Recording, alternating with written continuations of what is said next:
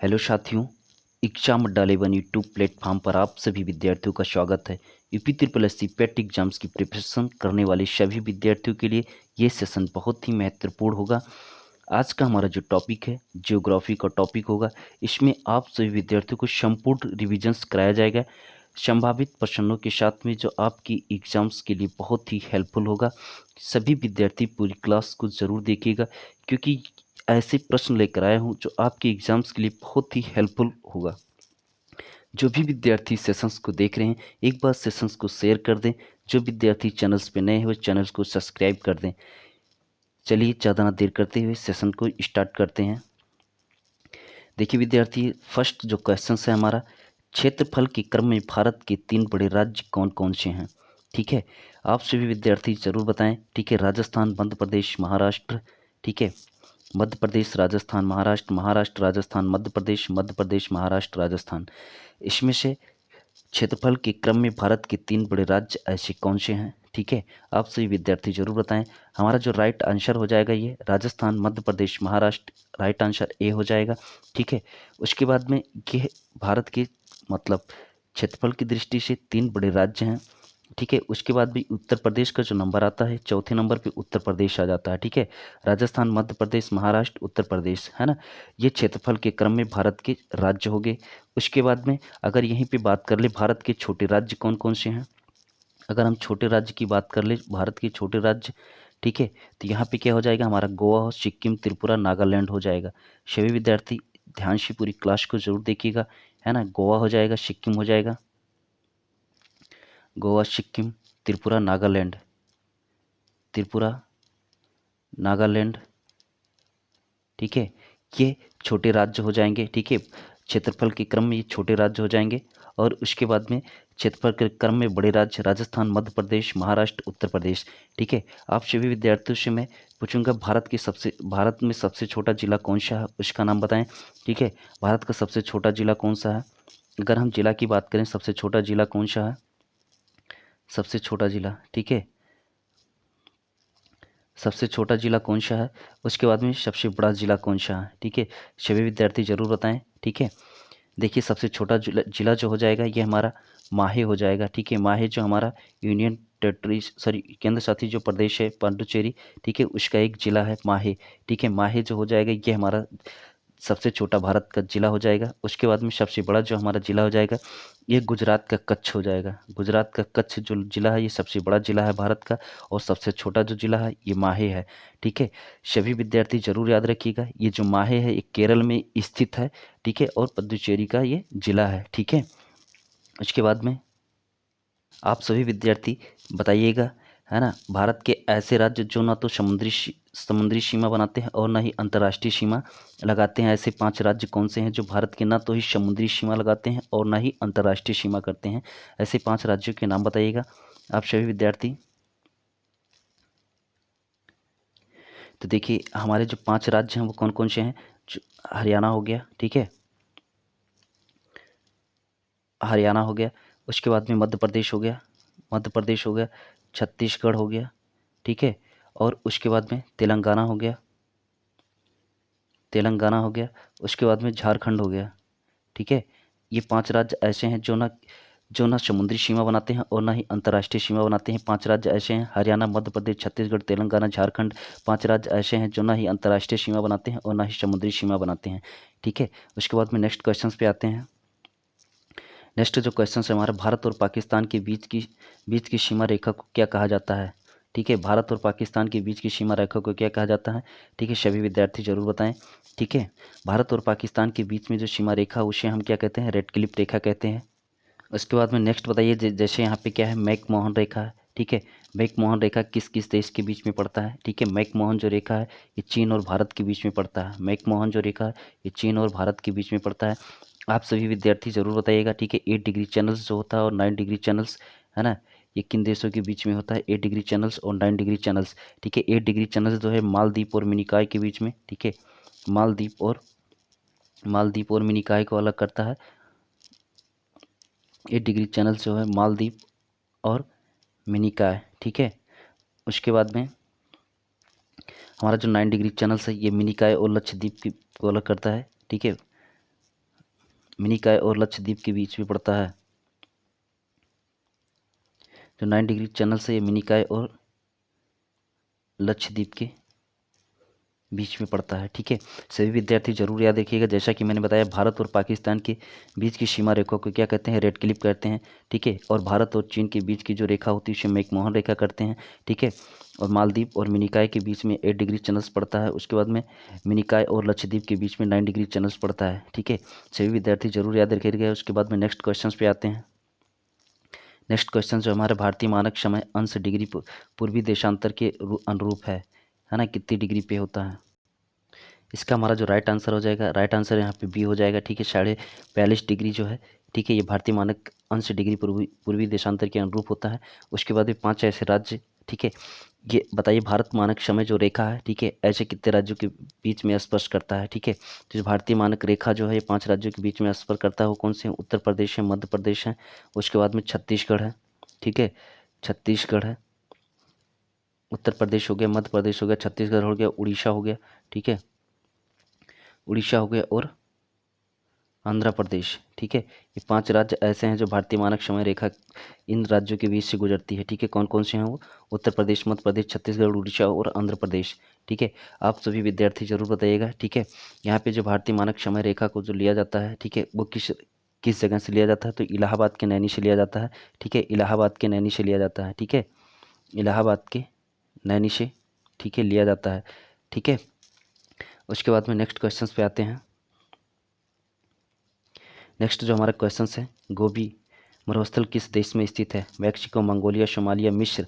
ठीक, सभी विद्यार्थी जरूर बताएं। ठीक है, गोबी मरुस्थल जो है किस देश में स्थित है?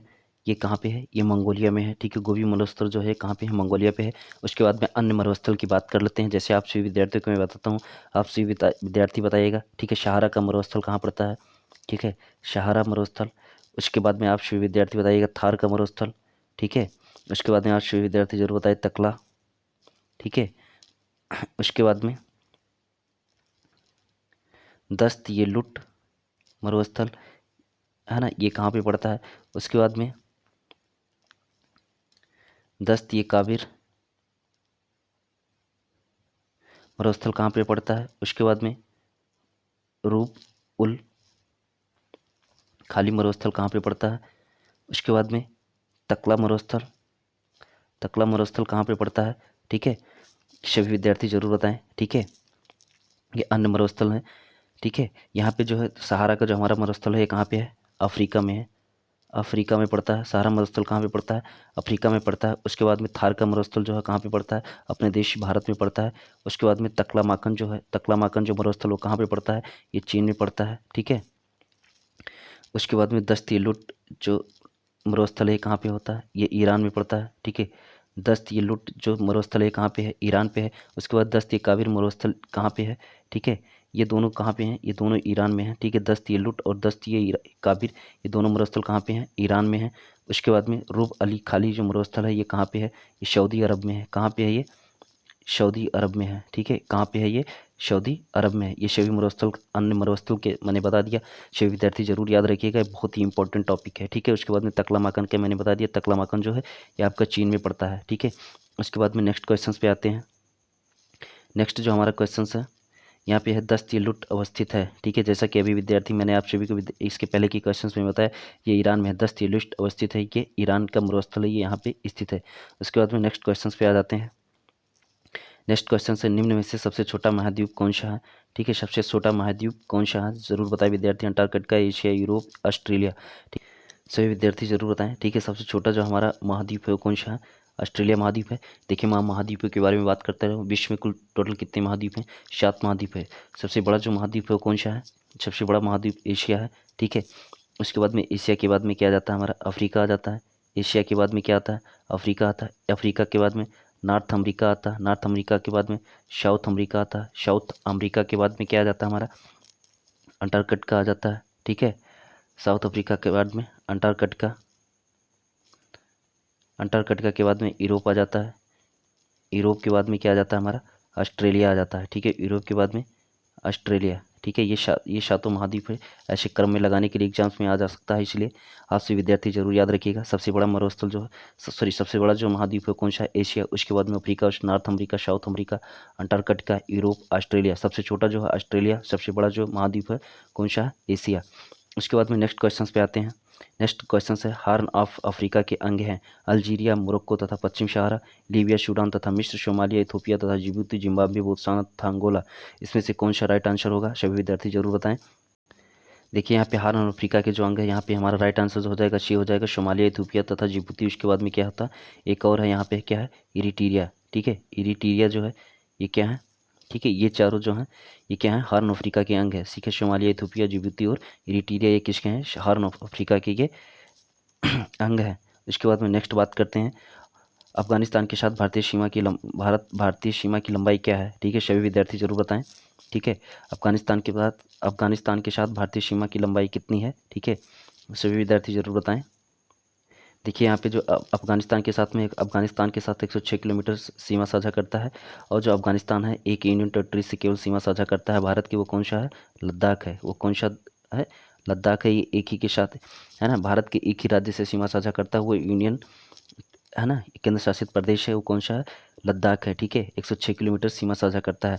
उसके बाद में अन्य देशों की बात कर लेते हैं। देखिए अन्य जो भारत के पड़ोसी देश हैं वो कौन कौन से हैं? सभी विद्यार्थी जरूर बताएं। ठीक है, भारत के जो पड़ोसी देश हैं वो कितने हैं? ठीक है, मैं बता दूं। ठीक है, बांग्लादेश,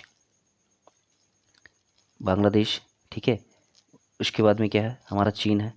ठीक है, चीन के बाद में क्या आ जाता है? हमारा पाकिस्तान आ जाता है। ठीक है, और पाकिस्तान के बाद में हमारा क्या आ जाता है? नेपाल आ जाता है। ठीक है, नेपाल के बाद में हमारा म्यांमार, म्यांमार के बाद में हमारा भूटान। ठीक है, उसके बाद में हमारा अफ़गानिस्तान ही आता है। ठीक है, उसके बाद में अफ़गानिस्तान आ जाता है। ठीक है, ये 7 भारत के पड़ोसी देश हैं। कौन कौन से हैं? बांग्लादेश, चीन, पाकिस्तान, नेपाल, म्यांमार, भूटान और अफगानिस्तान। जैसे कि मैंने आप सभी विद्यार्थियों को बताया, अफगानिस्तान की जो लंबाई होती है कितना होती है? 106 किलोमीटर। ठीक है, ये भारत के कितने राज्यों से सीमा साझा करता है? एक राज्य से सीमा साझा करता है, वो कौन से हैं? लद्दाख है। उसके बाद में मैं बात करूँ अगर यहाँ पे जो हमारा, ठीक है, बांग्लादेश है, बांग्लादेश से कितना सीमा साझा करता है? बांग्लादेश जो है यहाँ पे 4000, एक मिनट विद्यार्थी, बांग्लादेश जो है यहाँ पे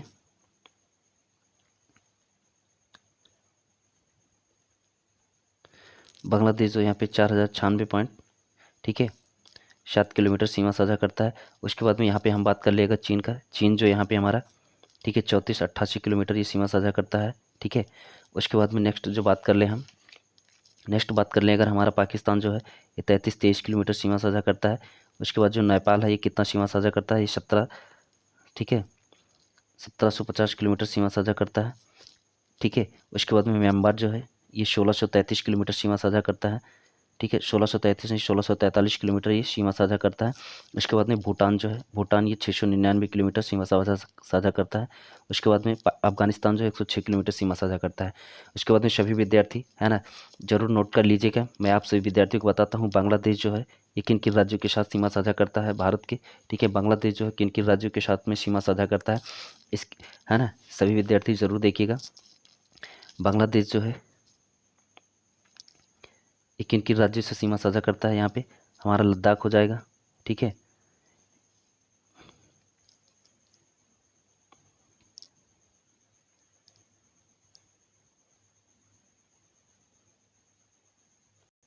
बांग्लादेश हमारा किन किन राज्यों से, भारत के किन किन राज्यों से सीमा साझा करता है? 5 राज्यों से सीमा साझा करता है। ठीक है, यहाँ पे लद्दाख हो गया, हिमाचल प्रदेश हो गया, ठीक है, उत्तराखंड हो गया, उसके बाद में अरुणाचल प्रदेश हो गया, उसके बाद में सिक्किम हो गया। सभी विद्यार्थी जरूर याद रखिएगा बांग्लादेश 5 राज्यों के साथ सीमा साझा करता है। कौन कौन से? लद्दाख हो गया, हिमाचल प्रदेश हो गया, उत्तराखंड हो गया, ठीक है, अरुणाचल प्रदेश और सिक्किम हो गया। ठीक है,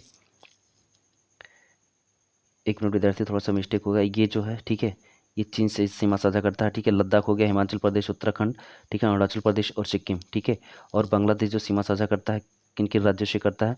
ठीक है, बांग्लादेश जो हमारा मेघालय हो गया, उसके बाद में मिजोरम हो गया, ठीक है, उसके बाद में असम हो गया, ठीक है, त्रिपुरा हो गया, नेक्स्ट जो हमारा हो गया वेस्ट बंगाल हो गया। ठीक है, इन 5 राज्यों के साथ में हमारा बांग्लादेश सीमा साझा करता है। मेघालय हो गया, मिजोरम हो गया, असम हो गया, त्रिपुरा हो गया, वेस्ट बंगाल। ठीक है, चीन जो हमारा लद्दाख हो गया, हिमाचल प्रदेश, उत्तराखंड, अरुणाचल प्रदेश और सिक्किम के साथ में सीमा साझा करता है। उसके बाद में पाकिस्तान के बारे में बात करते हैं। पाकिस्तान जो हमारा किन किन राज्यों के साथ में सीमा साझा करता है भारत के। ठीक है, तो पाकिस्तान की अगर हम बात कर ले तो यहाँ पे हमारा हो जाता है राजस्थान। ठीक है, राजस्थान हो जाता है, गुजरात हो जाता है, उसके बाद में पंजाब हो जाता है। ठीक है, राजस्थान हो गया, गुजरात हो गया, पंजाब हो गया। उसके बाद में जम्मू कश्मीर, जम्मू एंड कश्मीर हो गया। उसके बाद में लद्दाख हो गया। ठीक है, इन 5 राज्यों के साथ में हमारा जो पाकिस्तान सीमा साझा करता है कौन कौन से होंगे, राजस्थान हो गया, गुजरात हो गया, पंजाब हो गया, जम्मू कश्मीर हो गया और लद्दाख हो गया। ठीक, उसके बाद में नेपाल जो हमारा किन किन राज्यों के साथ में सीमा साझा करता है, नेपाल जो हो गया हमारा लद्दाख के साथ में सीमा साझा करता है। उसके बाद में 1 मिनट। ठीक है, नेपाल जो हमारा किन किन राज्यों के साथ में सीमा साझा करता है, सबसे पहले अपना स्टेट अपना उत्तर प्रदेश, उसके बाद में उत्तराखंड हो गया। ठीक है, उसके बाद में हमारा बिहार हो गया। ठीक, बिहार हो गया। उसके बाद में वेस्ट बंगाल हो गया, वेस्ट बंगाल हो गया। उसके बाद में सिक्किम हो गया। ठीक है, इन 5 राज्यों के साथ में नेपाल सीमा साझा करता है। ठीक है, उसके बाद में म्यांमार की बात करें, म्यांमार किन किन राज्यों के साथ में सीमा साझा करता है। म्यांमार जो है हमारा ये नागालैंड, मिजोरम, अरुणाचल प्रदेश और मणिपुर के साथ में सीमा साझा करता है। यहाँ पे क्या हो गया, नागालैंड हो गया। ठीक है, मिजोरम हो गया। उसके बाद में अरुणाचल प्रदेश हो गया। उसके बाद में मणिपुर भी हो गया। ठीक है, म्यांमार जो है 4 राज्यों के साथ में सीमा साझा करता है। कौन कौन से होंगे, नागालैंड हो गया, मिजोरम हो गया, मणिपुरी हो गया और अरुणाचल प्रदेश हो गया। ठीक है, उसके बाद में भूटान जो हमारा किन किन राज्यों के साथ में सीधा साझा करता है, भूटान जो हमारा अरुणाचल प्रदेश, पश्चिम बंगाल, असम और सिक्किम के साथ में सीमा साझा करता है। कौन कौन से होंगे, अरुणाचल प्रदेश हो गया। ठीक है, अरुणाचल प्रदेश, पश्चिम बंगाल। ठीक है, अरुणाचल प्रदेश हो गया, पश्चिम बंगाल हो गया, असम हो गया। ठीक, उसके बाद में सिक्किम, ये 4 राज्यों के साथ में भूटान भी सीमा साझा करता है। ठीक है, अरुणाचल प्रदेश, वेस्ट बंगाल, असम और सिक्किम 4 राज्यों के साथ में हमारा भूटान भी सीमा साझा करता है। ये सभी विद्यार्थी जरूर याद रखिएगा, ये फैक्ट है। ठीक है, आप सभी विद्यार्थियों को मैं रिविजन्स करा रहा हूँ, जरूर रिविजन्स करते रहिएगा, नोट है ना, ध्यान से पूरी वीडियो को जरूर देखिएगा। ठीक है, उसके बाद में नेक्स्ट नेक्स्ट टॉपिक पे आते हैं, नेक्स्ट क्वेश्चन पे आते हैं। ठीक है, नेक्स्ट जो क्वेश्चन हमारा लद्दाख के बीच में स्थित है, शिवालिक और जास्कर पर्वत, है ना, काराकोरस श्रृंखला और जास्कर पर्वत, मध्य हिमालय और शिवालिक पर्वत, बृहद हिमालय और शिवालिक पर्वत। आप सभी विद्यार्थी जरूर बताएं। ठीक है, हमारा जो लद्दाख पड़ता है किस, है ना, किस श्रेणी के बीच में पड़ता है, किस पर्वत के बीच में पड़ता है। ठीक है, काराकोरम श्रृंखला और, ये हमारा यहाँ पे राइट आंसर जो हो जाएगा बी हो जाएगा, काराकोरम श्रृंखला और जास्कर के बीच में। ठीक है, देखिए यहाँ पे जो श्रेणियाँ होती है, 5 श्रेणियाँ हैं, कौन कौन सी है, काराकोरम पड़ जाता है पहले, कौन कौन सी हो जाती हैं, पहले हमारा आ जाता है काराकोरम। ठीक है, उसके बाद में हमारा आ जाता है लद्दाख। ठीक है, उसके बाद में जास्कर, जास्कर पर्वत श्रेणी आ जाती है। उसके बाद में पीर पंजाल आ जाता है, पीर पंजाल आ जाता है। उसके बाद में हमारा धौलाधार आ जाता है। ठीक है, धौलाधार आ जाता है। ठीक है, ये चीज़ें पूछा गया था, ये 5 पर्वत की श्रेणियाँ हैं। देखिए, काराकोरम हो गया, लद्दाख, जास्कर, पीर पंजाल और धौलाधार। ठीक है, ये पूछा गया है कि लद्दाख किसके बीच में स्थित है। ठीक है, तो देखिए लद्दाख काराकोरम और जास्कर श्रेणियों के बीच में स्थित है। ठीक है, सभी विद्यार्थी इसको याद रखिएगा, 5 श्रेणी है, कौन कौन सी है, काराकोरम, लद्दाख, जास्कर, पीर पंजाल और धौलाधार। ठीक है, आपसे विद्यार्थी से पूछा जा सकता है पीर पंजाल जो है किन श्रेणियों के बीच में पड़ता है, तो आप सभी विद्यार्थी जरूर बताइएगा, जास्कर और धौलाधार के बीच में है हमारा पीर पंजाल पड़ता है। ठीक है, ऐसे क्वेश्चन पूछे जाते हैं विद्यार्थी, आप सभी के लिए बहुत ही इंपॉर्टेंट है। ठीक है, पूरी सेशंस को जरूर देखिएगा, एक बार सेशन को जरूर शेयर कर दीजिए, जो भी विद्यार्थी देख रहे हैं, अगर आप लोग को सेशन अच्छा लग रहा है तो सेशन को एक बार जरूर शेयर देखिए, कमेंट करके जरूर बताएं आप सभी विद्यार्थी को कैसे सेशन लग रहा है। ठीक है, उसके बाद में नेक्स्ट नेक्स्ट क्वेश्चन पे आते हैं। नेक्स्ट जो क्वेश्चन है हमारा हिमालय की, ठीक है, ऊंची पर्वतमालाओं में घास के विशाल मैदान को क्या कहते हैं। ठीक है, सभी विद्यार्थी जरूर बताएं, सभी विद्यार्थी जरूर बताएं, यहाँ पे हरे घास के मैदान कहते हैं, इसके मारू कहते हैं, भावर कहते हैं, बुग्लियार कहते हैं। ठीक है, ऊंची हिमालय पर्वत के क्या कहते हैं हम इसको। ठीक है, यहाँ पे जो हो जाएगा हमारा राइट आंसर हो जाएगा, यहाँ पे है ना, बुग्याल कहते हैं। ठीक है, उसके बाद में सभी जितने भी घास के मैदान उन सभी घास के मैदानों के बारे में मैं बात कर लेता हूँ, सभी विद्यार्थी जरूर देखिएगा। ठीक है, मैं आपसे विद्यार्थियों से पूछता हूँ। ठीक है, यहाँ पे क्या बताइएगा, पंपास घास का मैदान कहाँ पे पड़ता है। ठीक है, पंपास घास का मैदान, उसके बाद में डाउन्स घास का मैदान। ठीक है, उसके बाद में पुस्ताज घास का मैदान। ठीक है, उसके बाद में नेक्स्ट हो जाता है हमारा पेरिस घास का मैदान, ये कहाँ पे पड़ता है। ठीक है, उसके बाद में बताइएगा आप बेल्ट घास का मैदान,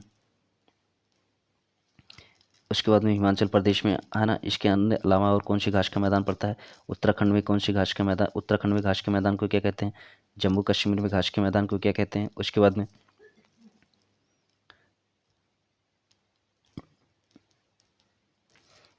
बेल्ट हो गया, पैर हो गया, गुलमर्ग हो गया, शोन हो गया, ठीक है, सोनमर्ग। उसके बाद में यूरेशिया। उसके बाद में स्टेपी घास के मैदान को, स्टेपी घास का मैदान कहाँ पे है? ठीक है। उसके बाद में शेलवाश घास का मैदान, ठीक है, शेलवाश घास का मैदान। उसके बाद में बताइएगा आप विद्यार्थी शवाना, ठीक है, शवाना घास का मैदान। उसके बाद में बताइएगा, ठीक है, पार्कलैंड, पार्कलैंड घास का मैदान, ठीक है। उसके बाद में लानोज और कंपोज घास का मैदान, ठीक है, लानोज और कंपोज, ठीक है, लानोज और कंपोज घास का मैदान कहाँ पे पाया जाता है? ठीक है, सभी विद्यार्थी जरूर बताइएगा। ठीक है, ये लानोज है, ठीक है, लानोज और कंपोज, ठीक है। मैं जो बोल रहा हूँ उस पर ध्यान दीजिएगा थोड़ा सा राइटिंग पे, ठीक है। अगर नहीं समझ में आ रहा तो आप सभी विद्यार्थी जो मैं बोल रहा हूँ उस पर ध्यान दीजिएगा, अगर राइटिंग नहीं समझ में आ रहा है, ठीक है।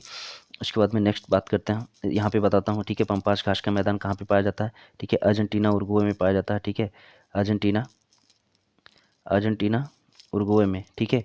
ये घास का मैदान जो पंपास घास का मैदान कहाँ पे पाया जाता है? अर्जेंटीना उरुग्वे में। जो हमारा डाउन्स के घास का मैदान है कहाँ पे पाया जाता है? ये ऑस्ट्रेलिया में पाया जाता है, ठीक है, ऑस्ट्रेलिया में पाया जाता है। उसके बाद में पुस्टास जो घास का मैदान है ये कहाँ पे पाया जाता है? ये हंगरी में पाया जाता है। कहाँ पे है? ये हंगरी में है। उसके बाद में हमारा जो पेरिस घास का मैदान है ये कहाँ पे पाया जाता है? ये नॉर्थ अमेरिका में, ठीक है, ये नॉर्थ अमेरिका में पाया जाता है पेरिस घास का मैदान। उसके बाद में बेल्ट जो है, बेल्ट ये कहाँ पे है? साउथ अफ्रीका में है, ठीक है, साउथ अफ्रीका में पाया जाता है, ठीक है, बेल्ट घास का मैदान। उसके बाद में प्यार जो है, प्यार जो है ये भी हिमाचल प्रदेश में पाया जाता है। उसके बाद में गुलमर्ग और सोनमर्ग जो है ये कहाँ पे पाया जाता है? ठीक है, ये जम्मू एंड कश्मीर में ये घास के मैदान पाए जाती हैं। उसके बाद में स्टेपी जो घास का मैदान है ये कहाँ पे है? यूरेशिया में है। स्टेपी घास का मैदान कहाँ पे है? ये यूरेशिया में है। उसके बाद में शेलवास जो घास का मैदान है ये कहाँ पे है? ये अमेजन बेसिन में मिलती है। कहाँ पे मिलती है? अमेजन बेसिन में एक, ठीक है, शेलवास घास का मैदान मिलता है। उसके बाद शावना और पार्कलैंड जो है ये दोनों कहाँ पे हैं? ठीक है, शावना और जो पार्कलैंड जो है कहाँ पे हैं? ये अफ्रीका में ये घास के मैदान है, ठीक है। उसके बाद में लानोज जो है घास का मैदान कहाँ पे पाया जाता है? लानोज का ये वेनेजुएला में मिलता है, ठीक है, लानोज का जो कहाँ पे मिलता है? वेनेजुएला में, ठीक है, लानोस का वेनेजुएला में, और कंपोज का जो है ब्राज़ील में, ठीक है, कंपोज का कहाँ पे है? ब्राज़ील में है, और लानोस का कहाँ पे है? वेनेजुएला में है।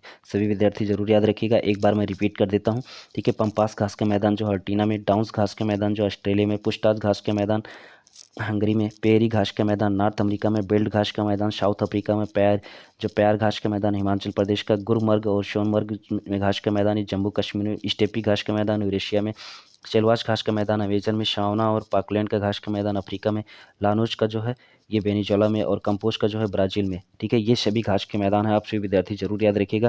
अगर घास के मैदान से क्वेश्चन पूछा जाएगा तो इससे बाहर कुछ नहीं पूछा जाएगा, इसलिए सभी विद्यार्थी जरूर याद रखिएगा, ठीक है। ये बहुत ही महत्वपूर्ण आप लोग के लिए ये सेशन है, सभी विद्यार्थी पूरी सेशन को जरूर देखिएगा।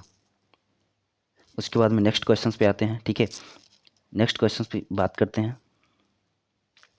नेक्स्ट जो क्वेश्चन हमारा, नंदा देवी चोटी किस राज्य में स्थित है? ठीक है, सभी विद्यार्थी जरूर बताइएगा, नंदा देवी जो है हमारा, नंदा देवी चोटी किस राज्य में है? हिमाचल प्रदेश, उत्तराखंड, उत्तर प्रदेश, सिक्किम में ये कहाँ पे है नंदा देवी? हमारा इसका राइट आंसर जो हो जाएगा यहाँ पे हमारा बी हो जाएगा, उत्तराखंड में जो हमारा नंदा देवी चोटी है, ठीक है। उसके बाद अन्य चोटी की बात कर लेते हैं, ठीक है, अन्य चोटी की बात कर लेता हूँ मैं यहाँ पे, सभी विद्यार्थी जरूर है ना पूरी सेशन को देखिएगा, ठीक है। ये बहुत ही महत्वपूर्ण है, जितने भी मैं है ना क्वेश्चंस के अलावा जो भी मैं अतिरिक्त बताता हूँ ये सभी आपके लिए बहुत ही इंपॉर्टेंट है ना, क्योंकि मुझे ये जो क्लास होगी आपको संपूर्ण रिविजन्स कराना है, इसलिए आपको, ठीक है, क्वेश्चनों के साथ में मैं उससे रिलेटेड जो भी क्वेश्चंस बनते हैं मैं आप सभी विद्यार्थियों को एक क्वेश्चंस के साथ में ही बताते चल रहा हूँ, ठीक है।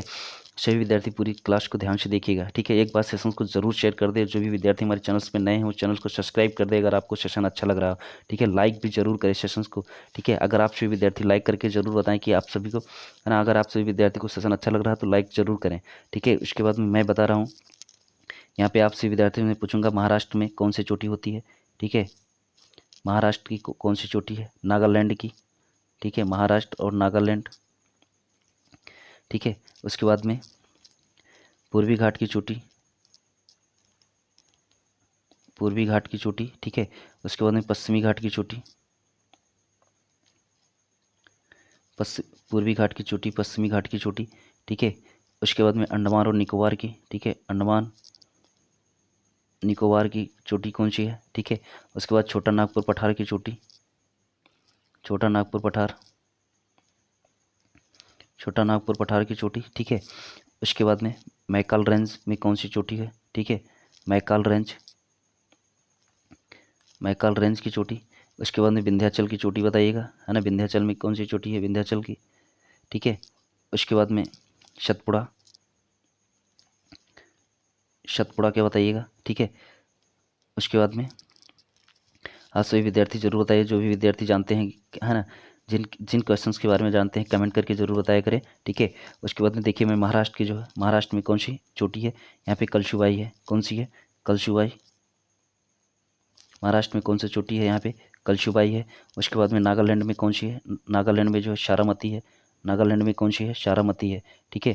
उसके बाद में पूर्वी घाट में है, पूर्वी घाट में जो कौन सा है, जिंदागाड़ा, ठीक है, यहाँ पे कौन सी चोटी है, जिंदागाड़ा। पूर्वी घाट में कौन सी चोटी है, जिंदागाड़ा। उसके बाद में पश्चिमी घाट की चोटी कौन सी है, अनामुदी है, ठीक है, अनाईमुदी है, ठीक है, अनाईमुदी।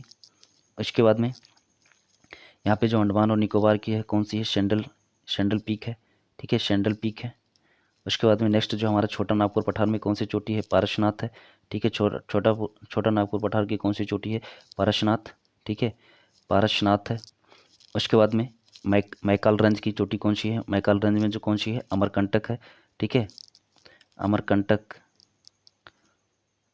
अमरकंटक है, ठीक है। उसके बाद में विंध्याचल में कौन सी है, सद्भावना शिखर, ठीक है, अमरकंटक में कौन सी है, सद्भावना, सद्भावना शिखर है, ठीक है। इसके अन्य नाम भी हैं, गुडविल पिंक, गुडविल पिंक के नाम से भी जानते हैं, गुडविल पीक के नाम से जानते हैं, ठीक है, सद्भावना शिखर। उसके बाद में गुडविल पीक के नाम से भी इसको जानते हैं। उसके बाद में नेक्स्ट जो हमारा सतपुड़ा में कौन सा है, सतपुड़ा में हमारा धूपगढ़ होता है, सतपुड़ा में हमारा क्या है, धूपगढ़ है, ठीक है। सभी विद्यार्थी इन चोटियों के बारे में याद रखिएगा, इन चोटियों के बारे में एग्जाम्स में पूछा जाता है, क्योंकि आपकी ये यूपी ट्रिपल पेट एग्जाम्स के सिलेबस में ये चोटियों के बारे में पूछा जाना है, ठीक है, क्योंकि ये सिलेबस में आप सभी विद्यार्थियों के लिए है। सभी विद्यार्थी इसको जरूर याद रखिएगा। एक बार मैं रिपीट कर देता हूँ, ठीक है। महाराष्ट्र में जो कौन सी चोटी है, कलशुबाई है। नागालैंड में कौन सी चोटी है, शारामती है। पूर्वी घाट में कौन सी चोटी है, जिंदागाड़ा है। पश्चिमी घाट की चोटी कौन सी है, अन्नामोदी है। उसके बाद में अंडमान निकोबार की कौन सी चोटी है, शेंडल पीक है। उसके बाद छोटा नागपुर पठार का कौन सा है, पारसनाथ है। मैकाल रेंज की चोटी कौन सी है, अमरकंटक है। विंध्याचल में कौन सी चोटी है, ये सद्भावना चोटी है, इसको अन्य नाम से भी जानते हैं, गुडविल पीक के नाम से जानते हैं। उसके बाद में सतपुड़ा में कौन सा है, धूपगढ़ चोटी है, ठीक है। उसके बाद में और अन्य बात कर लूँ मैं, ठीक है, आप सभी विद्यार्थी बताऊँ, अगर अरावली पर्वत और नीलगिरी पर्वत में कौन कौन सी चोटी हैं, ठीक है, अलावरी, ठीक है, अरावली पर्वत, उसके बाद में नीलगिरी, ठीक है, यहाँ पे भी कौन सी चोटी पाई जाती है, सभी विद्यार्थी जरूर बताएगा। उसके बाद में जितने भी चोटी के क्वेश्चन जो बनने हैं यहीं से ही बनेगा, आप सभी विद्यार्थियों को इसलिए चोटी के बारे में जरूर याद रखिएगा, ठीक है, इससे बाहर कुछ नहीं आएगा, ठीक है, इसलिए सारे चोटी के बारे में जरूर याद रखिएगा, ठीक है। यहाँ पे जो अरावली में हमारा कौन सा गुरु शिखर है, अरावली में कौन सा हमारा गुरु शिखर है, अरावली में कौन सी चोटी है, अरावली में जो हमारा गुरु शिखर चोटी है। उसके बाद में नीलगिरी में कौन सा है ना, दोदा बेटा है, नीलगिरी में कौन सा हमारा दोदा बेटा, ठीक है, दोदा बेटा है, ये कहाँ पे है, नीलगिरी में है, ठीक है। ये सभी चोटियों के नाम है, ठीक है, सभी विद्यार्थी जरूर याद रखिएगा, ठीक है। उसके बाद में नेक्स्ट क्वेश्चन पे आते हैं। नेक्स्ट जो क्वेश्चन है, हिमालय की, ठीक है, ऊंची ऊंची पर्वतमालाओं में घास के विशाल मैदान को क्या कहते हैं, ठीक है। यहाँ पे हमारा जो इसका देखिए, इसके पहले के मैंने क्वेश्चन बता दिए, इसे हम बुग्लिहार कहते हैं। उसके बाद में नेक्स्ट क्वेश्चन पे आ जाते हैं, ठीक है। नंदा देवी चोटी किस राज्य में स्थित है, नंदा देवी चोटी किस राज्य में स्थित है, ठीक है, ये भी क्वेश्चन हमारा हो गया, ठीक है, उत्तराखंड में है, ठीक है। और और उत्तराखंड में क्या क्या चीज़ें हैं, सभी विद्यार्थी कमेंट करके जरूर बताइएगा, ठीक है। उसके बाद में नेक्स्ट क्वेश्चन पे आते हैं।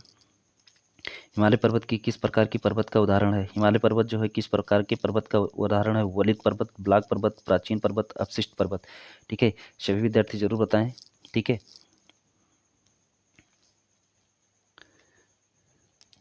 ठीक है, इसका जो हमारा राइट आंसर हो जाएगा, यहाँ पे राइट आंसर हमारा हो जाएगा वलित पर्वत हो जाएगा, ठीक है। वलित पर्वत की श्रेणियाँ कौन कौन सी है मैं उसको बता दे रहा हूँ, और सभी विद्यार्थी जरूर याद रखिएगा, ठीक है। यहाँ पे जो है यूराल पर्वत, ठीक है।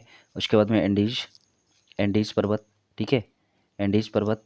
उसके बाद में नेक्स्ट हमारा जाता है एटलस आ जाता है, ठीक है, एटलस। उसके बाद में नेक्स्ट जो हमारा अल्पाश, ठीक है। उसके बाद में यूराल, यूराल हो गया, एंडीज हो गया, एटलस हो गया, ठीक है, अल्पाश हो गया और हिमालय हो गया। ठीक है, ये जितने भी पहाड़ियाँ की रेंज हैं, ठीक है, ये पर्वत जो प्रकार हैं, ये सभी पर्वत के प्रकार किस में आते हैं, ये वलित पर्वत में आ जाते हैं। यूराल, एंडीज, एटलस, अल्पाश और हिमालय पर्वत जो हैं किस में, इन इन पर्वत, ये किसका उदाहरण है, ये वलित पर्वत का उदाहरण है। कौन कौन से वलित पर्वत के उदाहरण है, यूराल, एंडीज, एटलस, अल्पाश और हिमालय। ठीक है, ये किस प्रकार के पर्वत के उदाहरण है, ये वलित पर्वत के उदाहरण है। उसके बाद में नेक्स्ट क्वेश्चन पे आ जाते हैं। नेक्स्ट जो क्वेश्चन है हमारा, कुमाऊं हिमालय निम्नलिखित में से किन दो नदियों के बीच में स्थित है। ठीक है, सतलुज, काली, सिंधु सतलज, तीस्ता दिहांग, काली तीस्ता। ठीक है, कुमाऊं हिमालय जो है निम्नलिखित में से किन दो नदियों के बीच में स्थित है, सभी विद्यार्थी जरूर बताएं। ठीक है, कुमाऊं जो हिमालय है किन दो नदियों के बीच में स्थित है। यहाँ पे हमारा जो राइट आंसर हो जाएगा यहाँ पे सिंधु और काली। ठीक है, इसका हमारा जो राइट आंसर हो जाएगा यहाँ पे राइट आंसर ए हो जाएगा। ठीक है, सतलुज और काली के बीच में हमारा जो कुमाऊं हिमालय पड़ता है। ठीक है, उसके बाद में अन्य हिमालय की बात कर लेता हूँ। ठीक है, यहाँ पे जो है मैंने क्या क्या बताया। ठीक है, यहाँ पे आप सभी विद्यार्थी जरूर याद रखिएगा, सिंधु, सतलज, काली, तीस्ता और दिहांग नदियाँ। ठीक है, यहाँ पे कौन कौन सी नदियाँ याद रखिएगा, सिंधु, ठीक है, सतलज,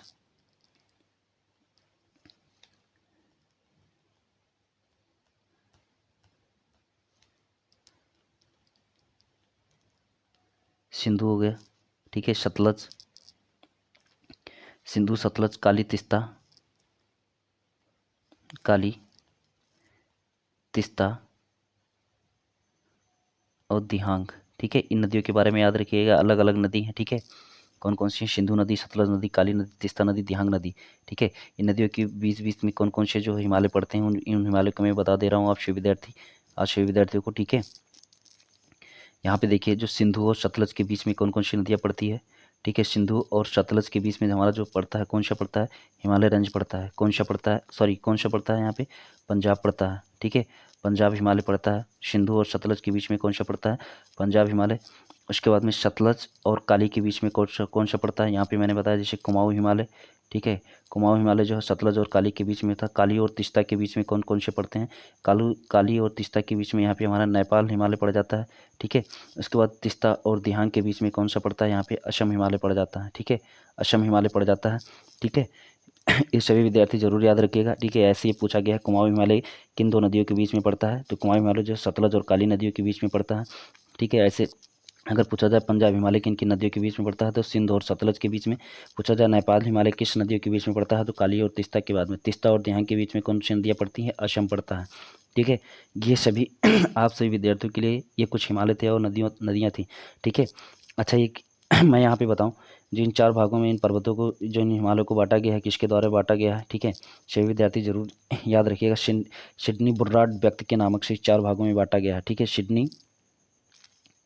सिडनी बुर्राड नामक व्यक्ति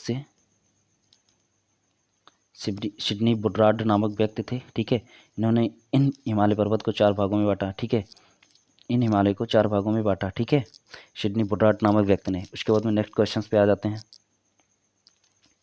नेक्स्ट जो क्वेश्चन हमारा, ठीक है, युथांग घाटी भारत के किस राज्य में स्थित है। ठीक है, यहाँ पे क्या है, युथांग घाटी भारत के किस राज्य में स्थित है, अरुणाचल प्रदेश, सिक्किम, मिजोरम, मेघालय। इसका हमारा जो राइट आंसर हो जाएगा यहाँ पे सिक्किम हो जाएगा। ठीक है, सिक्किम में और कौन सा पड़ता है। ठीक है, सिक्किम में और कौन कौन से हैं। ठीक है, सिक्किम में इसके बाद में हमारा चूबी घाटी। ठीक है, युथांग घाटी के बाद में यहाँ पे सिक्किम में और कौन सा पड़ता है, चूबी घाटी। ठीक है, चूबी घाटी, ये चूबी घाटी और युथांग घाटी जो है ये कहाँ पे पड़ता है, सिक्किम में पड़ता है। ठीक है, उसके बाद में अन्य घाटियों की बात कर लेता हूँ। ठीक है, अन्य घाटियों की बात करता हूँ। यहाँ पे आपसे विद्यार्थियों से मैंने पूछा, नेवरा घाटी। ठीक है, नेवरा घाटी कहाँ पे पड़ता है। उसके बाद में अराकू घाटी, अराकू घाटी। ठीक, उसके बाद में हमारा जो है साइलेंट घाटी, साइलेंट घाटी। ठीक है, उसके बाद में हमारा फूलों की घाटी, फूलों की घाटी। उसके बाद में हमारा कुल्लू घाटी। ठीक है, कुल्लू घाटी कहाँ पे पड़ता है। उसके बाद में मूर्खा घाटी। ठीक है, इन सभी घाटियों के बारे में आप सभी विद्यार्थी जरूर बताएं, ये किन किन राज्यों में पड़ता है। ठीक है, देखिए यहाँ पे जो हमारा ठीक है, नेवरा घाटी है, ये कहाँ पे पड़ता है? ये वेस्ट बंगाल में पड़ता है। कहाँ पे पड़ता है? वेस्ट बंगाल में हमारा नेवरा घाटी पड़ता है। उसके बाद में अराकू घाटी जो है ये कहाँ पे पड़ता है? ठीक है, ये आंध्र प्रदेश में पड़ता है। ठीक है, उसके बाद में हमारा साइलेंट वैलीज, साइलेंट जो है ये किस किस राज्य में पड़ता है? ये साइलेंट साइलेंट जो है घाटी ये किस राज्य में पड़ता है? ये हमारा केरल में पड़ता है। कहाँ पे पड़ता है? ये केरल में पड़ता है। फूलों की घाटी ये किस राज्य में पड़ता है? फूलों की घाटी जो है ये उत्तराखंड में पड़ता है। उसके बाद में कुल्लू की घाटी जो है किस राज्य में पड़ता है? ठीक है, ये हिमाचल प्रदेश में पड़ता है। कुल्लू की घाटी कहाँ पे पड़ता है? देखिए, कुल्लू मनाली सब लोग घूमने जाते हैं। ठीक है, हिमाचल प्रदेश में ही। इस तरीके से आप याद रख सकते हैं। ठीक है, उसके बाद में मूर्खा घाटी कहाँ पे पड़ता है? मूर्खा घाटी जो हमारा ये लद्दाख में पड़ता है। ठीक है, मूर्खा घाटी कहाँ पे पड़ता है? लद्दाख में पड़ता है। ठीक है, आप सभी विद्यार्थी बताइए कि भारत की सबसे विश्वास घाटी का नाम क्या है? ठीक है, भारत की सबसे विश्वास घाटी का भारत के सबसे विश्वास घाटी का नाम क्या है? विश्वास घाटी का नाम क्या है? ठीक है, ये पूछा जा सकता है आपके एग्जाम्स में। ठीक है, यहाँ पे इस घाटी का क्या नाम है? ठीक है, आप सभी विद्यार्थी जरूर नोट करिएगा। ठीक है, इस घाटी को हम क्या कहते हैं? ठीक है, गंदी कोट्टा की घाटी, गंदी कोट्टा की घाटी। ठीक है, ये भारत की विश्वास की घाटी है। ठीक है, ये कहाँ पे पड़ता है? ये आंध्र प्रदेश में पड़ता है। ठीक है, सभी विद्यार्थी जरूर याद रखिएगा। ठीक है, उसके बाद में कौवम घाटी कहाँ पे पड़ता है? ठीक है, कौवम घाटी ये कहाँ पे पड़ता है? ठीक है, ये हमारा तमिलनाडु में पड़ता है। कहाँ पे पड़ता है? तमिलनाडु में पड़ता है। ठीक है, एक बार मैं रिपीट कर देता हूँ आप सभी विद्यार्थियों को। ठीक है, देखिए यहाँ पे जो हमारा युथांग घाटी, ठीक है, और चुम्बी घाटी ये कहाँ पे पड़ता है? सिक्किम में पड़ता है। कोम घाटी कहाँ पे पड़ता है? तमिलनाडु में पड़ता है। नेवरा घाटी जो है वेस्ट बंगाल में, अराकू घाटी है अरुणाचल प्रदेश में। उसके बाद साइलेंट जो है घाटी कहाँ पे पड़ता है? केरल में पड़ता है। फूलों की घाटी उत्तराखंड में। कुल्लू की घाटी हिमाचल प्रदेश में। मूर्खा घाटी लद्दाख में। भारत के सबसे विश्वास घाटी का नाम क्या है? गंदीकोटा घाटी। ठीक है, ये कहाँ पे पड़ता है? ये आंध्र प्रदेश में पड़ता है। उसके बाद में नेक्स्ट क्वेश्चन पे आ जाते हैं। नेक्स्ट क्वेश्चन से हमारे भारत के किस राज्य में सबसे लंबी मुख्य भूमि तट है? ठीक है, भारत के किस राज्य में सबसे लंबी मुख्य भूमि तट है? इसका हमारा जो राइट आंसर हो जाएगा यहाँ पे, राइट आंसर बी हो जाएगा। ठीक है, यहाँ पे गुजरात जो है, ठीक है, ये भारत के किस राज्य की सबसे लंबी मुख्य भूमि तट है? ठीक है, उसके बाद में नेक्स्ट बात करते हैं आप सभी विद्यार्थियों से। अगर मैं पूछें यहाँ पे, ठीक है, भारत की जो तटीय रेखा है वो कौन कौन सी हैं? भारत की तटीय रेखा में कौन कौन सी राज्य हैं? ठीक है, आप सभी विद्यार्थी जरूर बताइए कितने राज्य हैं? टोटल 9 राज्य हैं। कौन कौन से हैं? ठीक है, यहाँ पे हमारा गुजरात हो जाता है। उसके बाद में महाराष्ट्र हो जाता है। ठीक है, गुजरात हो जाता है, महाराष्ट्र हो जाता है, उसके बाद में कर्नाटक हो जाता है। ठीक है, कौन सा हो गया? गुजरात हो गया। ठीक है, महाराष्ट्र हो गया। ठीक है, कर्नाटक हो गया। कर्नाटक के बाद में हमारा क्या आ जाएगा? कर्नाटक के बाद में हमारा तमिलनाडु आ जाता है। ठीक है, कर्नाटक के बाद में तमिलनाडु। ठीक, तमिलनाडु के बाद में गोवा। ठीक है, और कौन कौन से राज्य हैं? उसके बाद में हमारा केरल हो गया। ठीक है, उसके बाद में और क्या है? ठीक है, केरल के बाद में हमारा आ जाता है, ठीक है, आंध्र प्रदेश।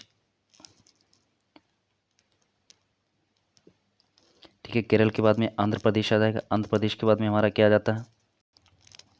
उसके बाद में हमारा उड़ीसा हो जाता है, और क्या हो जाता है? वेस्ट बंगाल हो जाता है। ठीक है, ये भारत की जो तटीय रेखा है, भारत की जो प्रायद्वीपीय जो, ठीक है, भारत की जो तटीय रेखा की जो राज्य हैं कौन कौन से हैं? हमारे 9 राज्य हैं। कौन कौन से हो गए? ये गुजरात हो गया, महाराष्ट्र हो गया, कर्नाटक हो गया, तमिलनाडु हो गया, गोवा हो गया, केरल हो गया, आंध्र प्रदेश हो गया, उड़ीसा हो गया, वेस्ट बंगाल हो गया।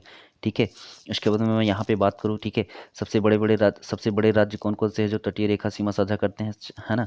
जो बड़े राज्यों की बात कर लेते हैं। ठीक है, बड़े राज्य कौन से हैं जो तटीय रेखा सीमा साझा करते हैं? ठीक है, कौन कौन से हैं यहाँ पे? हमारा गुजरात हो जाएगा। ठीक है, उसके बाद में आंध्र प्रदेश हो जाएगा, उसके बाद में तमिलनाडु हो जाएगा, उसके बाद में महाराष्ट्र हो जाएगा। ठीक है, ये 4 बड़े राज्य हैं जो तटीय सीमा साझा करते हैं। ये बड़े राज्य हैं। ठीक है, ये 4 बड़े राज्य हैं जो तटीय सीमा साझा करते हैं। कौन कौन से हैं? गुजरात हो गया, आंध्र प्रदेश हो गया, ठीक है, उसके बाद तमिलनाडु हो गया, महाराष्ट्र हो गया। ये 4 बड़े राज्य हैं।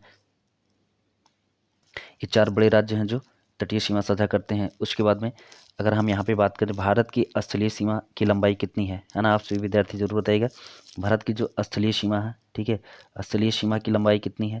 उसके बाद में जलीय सीमा की लंबाई कितनी है? ठीक है, सभी विद्यार्थी जरूर बताएं। ठीक है, देखिए यहाँ पे जो बात करूँ हम, स्थलीय सीमा की लंबाई जो है कितनी है? यहाँ पे 15, है ना, 151,06.7 किलोमीटर, ये क्या है? ठीक है, स्थलीय सीमा की लंबाई है। उसके बाद में जलीय सीमा की लंबाई कितनी है? ठीक है, 6100 किलोमीटर है। यहाँ पे क्या है, 6100 किलोमीटर है। ठीक है, ये सभी विद्यार्थी जरूर याद रखिएगा, आपके एग्जाम से पूछा जाता है। अच्छा, यहाँ पे तो मैंने राज्य की बात कर ली। अगर यहाँ पे यूनियन टेरिटरीज की बात करें, ठीक है, ये 9 राज्य ऐसे हैं जो, ठीक है, भारत की तटीय रेखा है, सॉरी, भारत के तटीय राज्य हैं। ठीक है, और जो हम यूनियन टेरिटरीज की बात करें, यूनियन टेरिटरीज के कौन कौन से हैं, ठीक है, यहाँ पे हमारा आ जाता है 4 राज्य हो जाते हैं। एक दादर नगर हवेली हो जाएगा। ठीक है, दादर नगर हवेली, अंडमान निकोबार, पुडुचेरी और लक्षद्वीप, ये 4 राज्य, ठीक है, केंद्र शासित प्रदेश हैं जो तटीय रेखा, जो तटीय राज्य हैं। ठीक है, कौन कौन से हैं, दादर नगर हवेली है, ठीक है, अंडमान निकोबार, पुडुचेरी और लक्षद्वीप, ये 4 राज्य कौन से हैं, केंद्र शासित प्रदेश हैं। ठीक है, कौन कौन से, दादर नगर हवेली, अंडमान निकोबार, पुडुचेरी और लक्षद्वीप। ठीक है, ये भारत की तटीय सीमा रेखा करते, तटीय सीमा साझा करते हैं। ठीक है, उसके बाद में नेक्स्ट बात करते हैं। उसके बाद में नेक्स्ट क्वेश्चन है हमारा, दक्षिण से उत्तर की ओर भारत की मुख्य भूमि का विस्तार 8.4 डिग्री, ठीक है, उत्तर तथा है। ठीक है, ये सभी विद्यार्थी जरूर बताएगा। ठीक है, इसका राइट आंसर क्या होगा, सभी विद्यार्थी जरूर बताएं। ठीक है, इसका राइट आंसर क्या होगा। ठीक है, यहाँ पे इसका जो राइट आंसर होगा, यहाँ पे राइट आंसर इसका भी होगा। ठीक है, 37.6 मिनट नॉर्थ, और ठीक है 37.6 मिनट जो है इसका नॉर्थ हो जाएगा।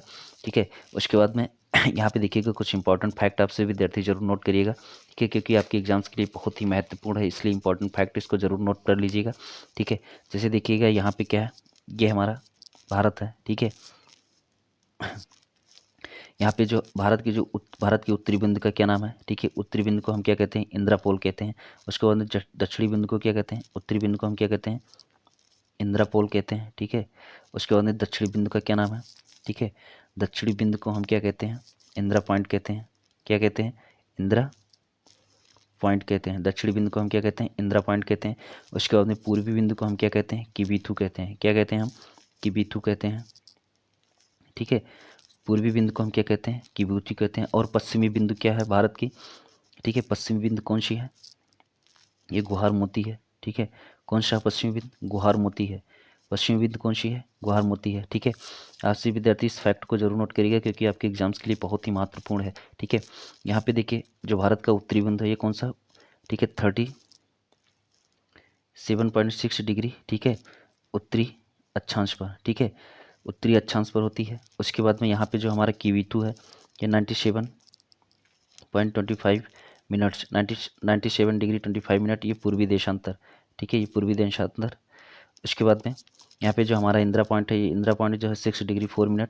ठीक है, उसके बाद में हमारा जो गुहार में होती है ये 68 डिग्री 7 मिनट। ठीक है, आप सभी विद्यार्थी जरूर बताइएगा। ठीक है, मैं यहाँ पे बता देता हूँ, गुहार मोती जो है गुजरात में पड़ता है, किवीथू जो है अरुणाचल प्रदेश में पड़ता है, इंदिरा पॉइंट जो है कहाँ पे पड़ता है, इंदिरा पॉइंट जो हमारा ये आंध्र प्रदेश में पड़ता है। ठीक है, उसके बाद में यहाँ पे जो एक मुख्य बिंदु, भारत की मुख्य बिंदु के बारे में पूछा जाता है।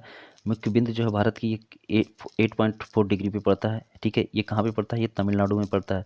8.4 डिग्री कहाँ पे है, तमिलनाडु में पड़ता है। ठीक है, एक बार मैं दोबारा एक्सप्लेन कर देता हूँ। ठीक है, उसके बाद में इंदिरा पोल जो है ये पाक ऑक्यूपाइड कश्मीर में पड़ता है। ठीक है, इंदिरा पोल जो है पाक ऑक्यूपाइड कश्मीर में पड़ता है। ठीक है, एक बार मैं रिपीट करता हूँ। ठीक है, देखिए भारत के चारों दिशाएं हैं। ठीक है, जो उत्तर में पड़ती है इंदिरा पोल, भारत की सबसे उत्तरी बिंदु कौन सी है, इंदिरा पोल है। ठीक है, ये कितनी डिग्री पे है, 37.6 डिग्री नॉर्थ उत्तरी अक्षांश पे। ठीक है, ये कहाँ पे पाया जाता है, पाक ओपी, ठीक है, पाक ऑक्यूपाइड साइड कश्मीर में। उसके बाद में किपीथू जो है 97.25 मिनट्स पे, ये पूर्वी देशांतर रेखा है। ये और पूर्वी जो बिंदु है भारत की वो कौन सी है, किबीथू है। ये कहाँ पे पाया जाता है, अरुणाचल प्रदेश में। ठीक है, उसके बाद में जो हमारा दक्षिणी बिंदु है भारत का वो कौन सा है, इंदिरा पॉइंट है। ये कितनी डिग्री पे है, 6.4 डिग्री पे है। कहाँ पे है, आंध्र प्रदेश में है। उसके बाद में भारत की मुख्य बिंदु कहाँ पे है, 8.4 डिग्री पे है, ये तमिलनाडु में है। उसके बाद भारत की पश्चिमी बिंदु कौन सी है, गुहार मोती है, जो 38 डिग्री 7 मिनट पे होती है। कहाँ पे है, गुजरात में है। ठीक है, सभी विद्यार्थी इस फैक्ट को जरूर याद रखिएगा, क्योंकि बहुत ही इंपॉर्टेंट है, आपके एग्जाम्स में यहाँ से क्वेश्चन जरूर पूछे जा सकते हैं। ठीक है, उसके बाद में नेक्स्ट बात करते हैं। अभी अभी हाल ही में यूपी ट्रिपल एससी, ठीक है, फॉरेस्ट गार्ड का एग्जाम्स हुआ था, यहाँ से क्वेश्चन आया था। ठीक है, इसलिए आप सभी विद्यार्थी जरूर याद रखिएगा, क्वेश्चन यहाँ से यूपी ट्रिपल एससी में आ सकता है। ठीक है, उसके बाद में यहाँ पे देखिए नेक्स्ट जो क्वेश्चन है, भारत के पश्चिमी बिंदु का नाम बताइए। ठीक है, भारत के पश्चिमी बिंदु, अब जैसा कि अभी मैंने आप पिछले क्वेश्चन में मैंने बताया। ठीक है, पश्चिमी बिंदु जो यहाँ पे क्या है, गुहार मोती है। भारत के पश्चिमी बिंदु का नाम क्या है, गुहार मोती है। ठीक है, उसके बाद में नेक्स्ट क्वेश्चन की बात करते हैं। नेक्स्ट क्वेश्चन से, भारत का मानक समय रेखा, ठीक है, कितनी डिग्री अक्षांश के अनुरूप होता है। ठीक है, देखिए विद्यार्थी, ये क्वेश्चन हमारा जो है रिपीट हुआ है। इसके पहले मैं इसका आंसर बता चुका हूँ, आप सभी विद्यार्थी जरूर बताएं इसका राइट आंसर क्या होगा। ठीक है, इसका राइट आंसर जो हमारा जाएगा बी हो जाएगा। ठीक है, भारतीय जो मानक समय रेखा है, ठीक है, ये कितने राज्य से होकर गुजरता है। ठीक है, ये 5 राज्य से होकर गुजरता है। वो कौन कौन से हैं? 5 राज्य है। उत्तर प्रदेश हो गया, मध्य प्रदेश हो गया, छत्तीसगढ़ हो गया। ठीक है, उत्तर प्रदेश हो गया, मध्य प्रदेश हो गया, छत्तीसगढ़ हो गया, झारखंड हो गया। ठीक है, उसके बाद में सॉरी झारखंड नहीं होगा। ठीक है, यहाँ पे उत्तर प्रदेश हो गया, मध्य प्रदेश हो गया, छत्तीसगढ़ हो गया, उसके बाद में उड़ीसा हो और आंध्र प्रदेश है। ठीक है, उड़ीसा हो और आंध्र प्रदेश है। ठीक है, ये 5 राज्य हैं। ठीक है, जो भारतीय मानक समय रेखा से होकर गुजरते हैं। भारतीय मानक रेखा इन राज्यों से होकर गुजरती है। ठीक है, अच्छा यहाँ पे मैं बात करूँ आपसे विद्यार्थियों से कि ठीक है, जो भारतीय मानक समय रेखा जो है, भारतीय मानक समय रेखा जो है सबसे अधिक लंबाई किस राज्य में है, सबसे छोटी लंबाई किस राज्य में भारतीय मानक समय रेखा का। ठीक है, सबसे अधिक लंबाई की अगर बात करें तो भारतीय मानक समय रेखा में किस राज्य में है, तो ये उत्तर प्रदेश में है। सबसे अधिक लंबाई किस राज्य में है, उत्तर प्रदेश में है। ठीक है, और सबसे छोटी जो लंबाई है किस राज्य में है, ये झारखंड में है। ये पूछा जा सकता है, सभी विद्यार्थी जरूर याद रखिएगा। ठीक है, उसके बाद में नेक्स्ट क्वेश्चन पे आते हैं। नेक्स्ट क्वेश्चन हमारा, कर्नाटक में स्थित जोग प्रपात किस नदी पर है। ठीक है, कर्नाटक में स्थित जोग प्रपात हमारा किस नदी पे है, कावेरी, गोदावरी, शरावती, कृष्णा। ठीक है, किस नदी पे है, सभी विद्यार्थी जरूर बताइए किस नदी पर स्थित है। जो हमारा कर्नाटक स्थित में जो जोग जलप्रपात है किस नदी पर स्थित है। इसका हमारा जो राइट आंसर हो जाएगा यहाँ पे शरावती नदी पर स्थित है। ठीक है, शरावती नदी पर स्थित है। उसके बाद अन्य जलप्रपात के बारे में बात कर लेते हैं जो आपके एग्जाम्स के लिए बहुत ही महत्वपूर्ण है। आप सभी विद्यार्थी है ना, जरूर याद रखिएगा। ठीक है, यहाँ पे मैं पूछ रहा हूँ। ठीक है, हुंड्रू जलप्रपात, हुंड्रू जलप्रपात किस राज्य में है। उसके बाद दूध सागर जलप्रपात। ठीक है, उसके बाद शिव समुद्रम, उसके बाद धुआंधार, डुडुमा। ठीक है, आप सभी विद्यार्थी जरूर बताएं। ठीक है, किन किन राज्यों में पड़ता है। ठीक है, यहाँ पे जो हमारा है, ठीक है, हुंड्रू जो जलप्रपात है ये कहाँ पे पड़ता है, स्वर्णरेखा नदी पे कहाँ पे पड़ता है, स्वर्णरेखा नदी पे। ठीक है, स्वर्णरेखा नदी पर कहाँ पे, झारखंड में। कहाँ पे पड़ता है, ये झारखंड में। स्वर्णरेखा नदी पे कहाँ पे पड़ता है, झारखंड में। उसके बाद में दूध सागर जो जलप्रपात है ये कहाँ पे, दूध सागर जो झरना है ये कहाँ पे पड़ता है। ठीक है, ये कहाँ पे पड़ता है, मांडवी नदी पे। ठीक है, मांडवी नदी कहाँ पे है, गोवा में है। गोवा की जो राजधानी है पणजी है। पणजी किस नदी के किनारे है, मांडवी नदी के किनारे। ठीक है, दूध सागर जो झरना है कहाँ पे है, मांडवी नदी के किनारे। कहाँ पे पड़ता है, गोवा में पड़ता है। उसके बाद शिव समुद्रम जो है कहाँ पे पड़ता है, ये कावेरी नदी। ठीक है, कावेरी नदी, कावेरी नदी ये कहाँ पे पड़ता है, कर्नाटक में पड़ता है। कहाँ पे, कर्नाटक में। ठीक है, उसके बाद में नेक्स्ट जो हमारा धुआंधार। ठीक है, धुआंधार होगा। ठीक है, धुआंधार जो है हमारा धुआंधार जो हमारा जलप्रपात है ये कहाँ पे है, ये हमारा नर्मदा नदी में, मध्य प्रदेश में पड़ता है। नर्मदा नदी है ना, एमपी में पड़ता है, मध्य प्रदेश में। ठीक है, उसके बाद में मैंने पूछा डुडुमा जो हमारा जलप्रपात है ये कहाँ पे है। ठीक है, डुडुमा जो हमारा ये कहाँ पे पड़ता है, ये मच्छकुंड उड़ीसा में पड़ता है। ये कहाँ पे पड़ता है, मच्छकुंड नदी के किनारे। ठीक है, मच्छकुंड कहाँ पे पड़ता है, उड़ीसा में पड़ता है। ठीक है, मध्यकुंज उड़ीसा में पड़ता है। ठीक है, आप सभी विद्यार्थी जरूर याद रखिएगा जैसा कि मैंने बताया। ठीक है, यहाँ पे हमारा जो कर्नाटक में स्थित जो जलप्रपात है कहाँ पे है, शरावती नदी पे पड़ता है। ठीक है, कर्नाटक में स्थित है। उसके बाद में ठीक है, हुंड्रू जो जलप्रपात है ये कहाँ पे है, स्वर्ण नदी पे पड़ता है, झारखंड में। उसके बाद में दूध सागर जो झरना है मांडवी नदी पर, गोवा में पड़ता है। उसके बाद शिव सुंदरम जो जलप्रपात है ये कहाँ पे, कावेरी नदी कर्नाटक में। उसके बाद धुआंधार जो है नर्मदा नदी मध्य प्रदेश में। उसके बाद डुडुमा जो है मच्छकुंड उड़ीसा में पड़ता है। ठीक है, उसके बाद में कुछ अन्य जलप्रपात और हैं उसके बारे में भी बात कर लेते हैं जो आपके एग्जाम्स के लिए बहुत ही इंपॉर्टेंट है। सभी विद्यार्थी जरूर याद रखिएगा पूरे। ठीक है, जलप्रपात। उसके बाद में अन्य जो जलप्रपात है यहाँ पे मैं पूछूंगा आप सभी विद्यार्थी से। ठीक है, हमारा जो है गोकक जलप्रपात कहाँ पे पड़ता है। उसके बाद चुलिया जलप्रपात। ठीक है, उसके बाद में हमारा चित्रकूट जलप्रपात। ठीक है, उसके बाद में चचाई जलप्रपात कहाँ पे पड़ता है। ठीक है, सभी विद्यार्थी जरूर बताइएगा। ठीक है, जो भी विद्यार्थी अगर किसी भी क्वेश्चन का आंसर जानते हैं तो कमेंट करके जरूर बताएं। ठीक है, यहाँ पे देखिए जो हमारा कोकक जलप्रपात है ये कहाँ पे पड़ता है। हमारा जो कोकक जलप्रपात है घाट प्रभा कर्नाटक में पड़ता है, घाट प्रभा नदी पर। ठीक है, घाट प्रभा नदी ये कहाँ पे पड़ता है? कर्नाटक में पड़ता है। घाट प्रभा नदी कर्नाटक में, घाट प्रभा नदी ये कर्नाटक में पड़ता है। उसके बाद में नेक्स्ट जो हमारा चुलिया जो जलप्रपात है ये कहाँ पे पड़ता है? चंबल नदी के किनारे राजस्थान में पड़ता है। चंबल नदी पर राजस्थान में पड़ता है।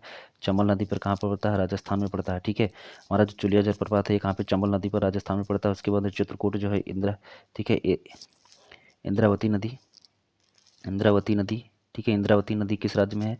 ठीक है, सभी विद्यार्थी जरूर याद रखिएगा, छत्तीसगढ़ में है। इंद्रावती नदी कहाँ पे है? छत्तीसगढ़ में, ये चित्रकूट में पड़ता है। ठीक है, उसके बाद चचाई जो जलप्रपात है ये कहाँ पे पड़ता है? ये ठीक है, बिरहड़ नदी मध्य प्रदेश में पड़ता है। ठीक है, बिरहड़ नदी मध्य प्रदेश में पड़ता है ये भी। ठीक है, ये सभी विद्यार्थी जरूर याद रखेंगे, बहुत ही महत्वपूर्ण है आप सभी विद्यार्थियों के लिए। ठीक है, उसके बाद में यहाँ पे देखिए इंपॉर्टेंट फैक्ट मैं बता देता हूँ, ये शारावती नदी है। ठीक है, शारावती नदी से कौन सी झरना निकलती है? ठीक है, शारावती नदी से कौन सी झरना निकलती है? यहाँ पे गरशोप्पा झरना निकलती है। कौन सी? गरशोप्पा झरना निकलती है। शारावती नदी से कौन सी झरना निकलती है? गरशोप्पा झरना निकलती है। ठीक है, सभी विद्यार्थी इसको जरूर याद रखेगा क्योंकि एग्जाम्स में पूछा जा सकता है क्वेश्चंस। ठीक है, एक बार सभी विद्यार्थी पूरे सेशन को जरूर शेयर कर दें कि ठीक है, क्योंकि ये बहुत ही इंपॉर्टेंट सेशन है आप सभी विद्यार्थियों के लिए। ठीक है, आप सभी विद्यार्थियों को अगर सेशन अच्छा लग रहा हो तो कमेंट करके जरूर बताएं। ठीक है, एक बार सेशंस को जरूर शेयर कर दें, जो भी विद्यार्थी देख रहे हैं पूरी सेशन को एक बार शेयर कर दें। ठीक है, आप सभी विद्यार्थी कम से कम इसको है ना 1000 रिव्यू तक इसको जरूर पहुंचा दें आप सभी विद्यार्थी, क्योंकि ये बहुत ही महत्वपूर्ण क्वेश्चन है ना। आप सभी शेयर नहीं करते, शेयर जरूर करें। ठीक है, उसके बाद नेक्स्ट बात करते हैं। नेक्स्ट जो हमारा क्वेश्चन, नर्मदा नदी निम्नलिखित में से किस बात का निर्माण करती है? भागर नागल, हीराकुंड, सदाश्रवण, नागार्जुन। सभी विद्यार्थी जरूर बताएं। जिन भी विद्यार्थियों को इस क्वेश्चन का आंसर मालूम है कमेंट करके जरूर बताएं। ठीक है, नर्मदा नदी निम्नलिखित में से किस बात का निर्माण करती है? ठीक है, भागर नागर, हीराकुंड, उसके बाद सदाश्रवण, नागार्जुन, सागर बांध। ठीक है, यहाँ पे किस बात का निर्माण करती है? सभी विद्यार्थी जरूर बताएं। यहाँ पे हमारा जो राइट आंसर हो जाएगा, राइट आंसर इसका जो हो जाएगा हमारा सी हो जाएगा। ठीक है, सरदार सरोवर जो बात है किस नदी पे पड़ती है? ये हमारा नर्मदा नदी पे पड़ती है। उसके बाद में कुछ अन्य बात के बारे में बात करते हैं, सभी विद्यार्थी जरूर बताइएगा। ठीक है, मंटूर बात कहाँ पे पड़ता है?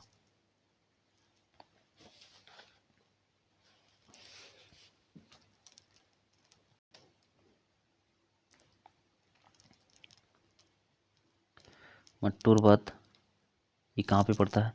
ठीक है, उसके बाद में टिहरी बांध किस नदी पे पड़ता है? ठीक है, उसके बाद में श्रीशैलम श्रीशैलम बांध किस नदी पे पड़ता है? सभी विद्यार्थी जरूर बताएं। उसके बाद में कोयना बांध किस नदी पे पड़ता है? ठीक है, उसके बाद में बगलिहार बांध किस नदी पे पड़ता है? ठीक है, सभी विद्यार्थी जरूर बताएं। ठीक है, उसके बाद में जायकवाड़ी बांध किस नदी पे पड़ता है? जायकवाड़ी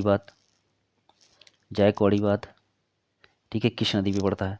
ठीक है, जरूर बताइएगा, ये बहुत ही इंपॉर्टेंट ठीक है टॉपिक है आप सभी विद्यार्थियों के लिए। ठीक है, ये इंपॉर्टेंट है। देखिए जो भी क्वेश्चंस है उससे रिलेटेड जो भी क्वेश्चंस बनते हैं मैं आप सभी विद्यार्थियों को जरूर बता रहा हूँ, है ना। इससे जो रिलेटेड मैं जो अन्य टॉपिक बता रहा हूँ क्वेश्चंस के अलावा भी जो क्वेश्चंस मैं लिखता हूँ वो बहुत ही इंपॉर्टेंट है। ठीक है, इसलिए सभी विद्यार्थी जरूर याद रखिएगा। अगर पूरी क्लास को आप देखेंगे तो यहाँ से आपके एग्जाम्स में जो क्वेश्चंस आने हैं जरूर इसी क्लास से आपको एग्जाम्स में क्वेश्चंस मिलेंगे, पूरी गारंटी है। लेकिन पूरी क्लास को जरूर ध्यान से देखिएगा। ठीक है, यहाँ पे देखिए जो मंटूर बांध है ये कहाँ पे पड़ता है? मंटूर बांध जो कहाँ पे पड़ता है? तमिलनाडु में ठीक है, कावेरी नदी पे। किस कहाँ पे? तमिलनाडु में कावेरी नदी पे पड़ता है। ठीक है, कावेरी नदी पे ये कहाँ पे पड़ता है? तमिलनाडु में पड़ता है। उसके बाद में हमारा जो टिहरी बांध है ये कहाँ पे पड़ता है? भागीरथी नदी पे पड़ता है। किस कहाँ पे पड़ता है? भागीरथी नदी पे पड़ता है। ठीक है, टिहरी नदी कहाँ पे पड़ता है? भागीरथी नदी पे पड़ता है। उसके बाद श्रीशैलम जो बात है किस नदी पे पड़ता है? कृष्णा नदी पे पड़ता है। किस नदी पे पड़ता है? कृष्णा नदी पे पड़ता है। उसके बाद में जो हमारा कोयना बांध है कोयना नदी पे पड़ता है। ठीक है, कोयना बांध जो है कोयना नदी पे ही पड़ता है। ठीक है, उसके बाद में हमारा जो बगलिहार बांध है, बगलिहार बांध जो है चिनाब पे पड़ता है। बगलिहार बांध कहाँ पे पड़ता है? चिनाब नदी पे पड़ता है। उसके बाद में जायकवाड़ी बांध जो कहाँ पे पड़ता है? ठीक है, ये गोदावरी नदी पे पड़ता है। ठीक है, गोदावरी नदी पे पड़ता है। जायकवाड़ी बांध जो है कहाँ पे है? गोदावरी नदी पे है। ठीक है, उसके बाद में आप सभी विद्यार्थी जरूर बताइएगा, बहुत ही इंपॉर्टेंट है, ये जरूर पूछा जाता है आप सभी के एग्जाम्स में। ठीक है, जो चिनाब नदी है, ठीक है, चिनाब नदी पे कौन कौन सी परियोजनाएं हैं? ठीक है, यहाँ पे देखिए चिनाब नदी पे कौन कौन सी परियां हैं, है ना। सलाल और बगलिहार और दुलहस्ती परियोजना है। ठीक है, इस पे कौन कौन सी है? सरलाल, बगलिहार और दुलहस्ती। ठीक है, ये नदी है ना। इस नदी पे कौन कौन सी परियोजना है, सलहार, बगलिहार और दुलहस्ती परियोजना किस नदी पे है ना, चिनाब नदी पे है। ये आपके एग्जाम से पूछा जाता है, बहुत ही बार ये क्वेश्चन रिपीटेड है, इसलिए क्वेश्चन यहाँ से आ सकता है। आप सभी विद्यार्थी जरूर याद रखिएगा, चिनाब नदी पे कौन कौन सी परियोजना है, सलहार, बगलिहार और दुलहस्ती ये परियोजना है। उसके बाद में नेक्स्ट क्वेश्चन की बात करते हैं। नेक्स्ट क्वेश्चन है, निम्नलिखित में से कौन सी नदी यमुना नदी की सहायक नदी नहीं है, ठीक है। बेतवा, गंडक, हिंडन, चंबल, ठीक है। आप सभी विद्यार्थी जरूर बताइएगा कौन सी नदी जो है यमुना की सहायक नदी नहीं है। देखिएगा इसका जो हमारा राइट आंसर हो जाएगा, ठीक है। यहाँ पे क्या है, बेतवा है, गंडक है, हिंडन है, चंबल है, ठीक है। क्या पूछ रहा है, यमुना की सहायक नदी नहीं है। यहाँ पे हमारा जो राइट आंसर हो जाएगा, राइट आंसर यहाँ पे हमारा गंडक हो जाएगा, ठीक है। गंडक जो हमारा ये यमुना की सहायक नदी नहीं है, ठीक है। यमुना की जो सहायक नदियाँ हैं कौन कौन सी, यमुना की 4 सहायक नदियाँ हैं, बेतवा, ठीक है, चंबल, हिंडन और केन, ठीक है। ये क्या है, यमुना की सहायक नदियाँ हैं, ठीक है। और यमुना जो नदी है ये किसकी सहायक नदी है, ठीक है। ये तो यमुना की सहायक नदियाँ हो गई, और यमुना जो है किसकी सहायक नदी है, ठीक है। यमुना जो है गंगा की सहायक नदी है। दाएं तरफ की नदियाँ हैं यमुना और केन, ठीक है। उसके बाद में यहाँ पे मैं बता दूँ, ठीक है, यमुना की सहायक नदियाँ कौन कौन सी, यहाँ पे बेतवा हो गया, हिंडन हो गया, चंबल हो गया, केन हो गया, ठीक है। उसके बाद में टोंस है, ठीक है, टोंस हो गया, ठीक। उसके बाद में हमारा शेंगर हो जाता है, ठीक है। ये सभी किसकी सहायक नदियाँ हैं, यमुना की सहायक नदियाँ कौन कौन सी है, बेतवा हो गया, हिंडन हो गया, चंबल हो गया, कैन हो गया, टोंस हो गया, शेंगर हो गया, ठीक है। ये सभी किसकी सहायक नदियाँ हैं, ये यमुना की सहायक नदियाँ हैं, ठीक है। और यमुना जो है किसकी सहायक नदी है, यमुना जो है गंगा की सहायक नदी है, ठीक है। गंगा के बारे में भी बात कर लेते हैं,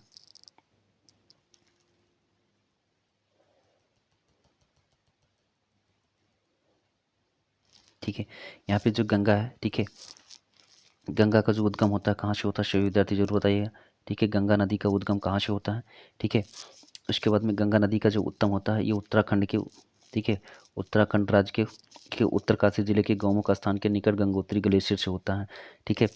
ये इसका जो उद्गम होता है कहाँ से होता है गंगा नदी का, ठीक है, उत्तराखंड के उत्तरकाशी जिले के गौमुख स्थान गंगोत्री ग्लेशियर से होता है, ठीक है। कहाँ से होता है, ठीक है, गंगोत्री ग्लेशियर से होता है, ठीक है, उत्तराखंड में स्थित, ठीक है,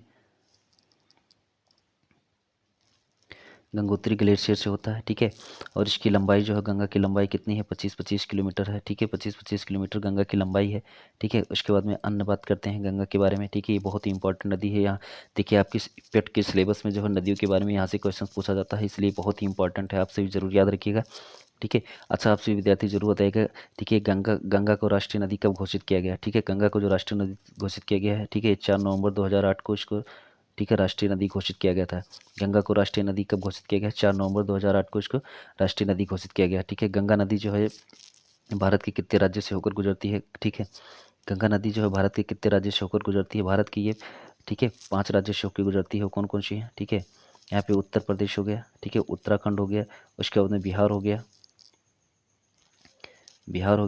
झारखंड हो गया, उसके बाद में झारखंड, वेस्ट बंगाल, ठीक है। इन 5 राज्यों से होकर गुजरती है, ठीक है। 5 राज्यों से होकर गंगा नदी गुजरती है। कौन कौन सी है, उत्तराखंड, उत्तर प्रदेश हो गया, उत्तराखंड हो गया, बिहार हो गया, झारखंड हो गया, वेस्ट बंगाल हो गया। इन 5 राज्यों से गंगा नदी भारत में होकर गुजरती है, ठीक है। उसके बाद में इसके देश कौन कौन से हैं, ठीक है। गंगा नदी किन 2 देश के बीच में गुजरती है, ठीक है। अगर हम देश की बात करें तो देश जो है यहाँ पे हमारा क्या हो जाएगा, भारत और बांग्लादेश, 2 ही देश में होकर गंगा नदी गुजरती है। भारत बांग्लादेश 2 देश से होकर गुजरती है। भारत और बांग्लादेश 2 देशों से होकर गुजरती है। भारत के कितने राज्यों से होकर, 5 राज्यों से होकर गुजरती है, ठीक है। उसके बाद में मैं बात करूँ अगर, ठीक है, गंगा नदी ठीक है सबसे लंबी किस राज्य में बहती है, ठीक है। गंगा नदी सबसे लंबी किस राज्य में बहती है, ठीक है। सबसे लंबी किस राज्य में बहती है और सबसे छोटी किस राज्य में बहती है, ठीक है। यहाँ पे सबसे लंबी जो बहती है उत्तर प्रदेश में बहती है, और सबसे छोटी जो बहती है कहाँ पे बहती है, झारखंड में बहती है, ठीक है। सबसे लंबी जो गंगा नदी बहती है वो भारत के उत्तर प्रदेश में बहती है, और सबसे छोटा कहाँ पे है, झारखंड में है, ठीक है। उसके बाद में सहायक नदियों के बारे में बात कर लेते हैं गंगा की, ठीक है।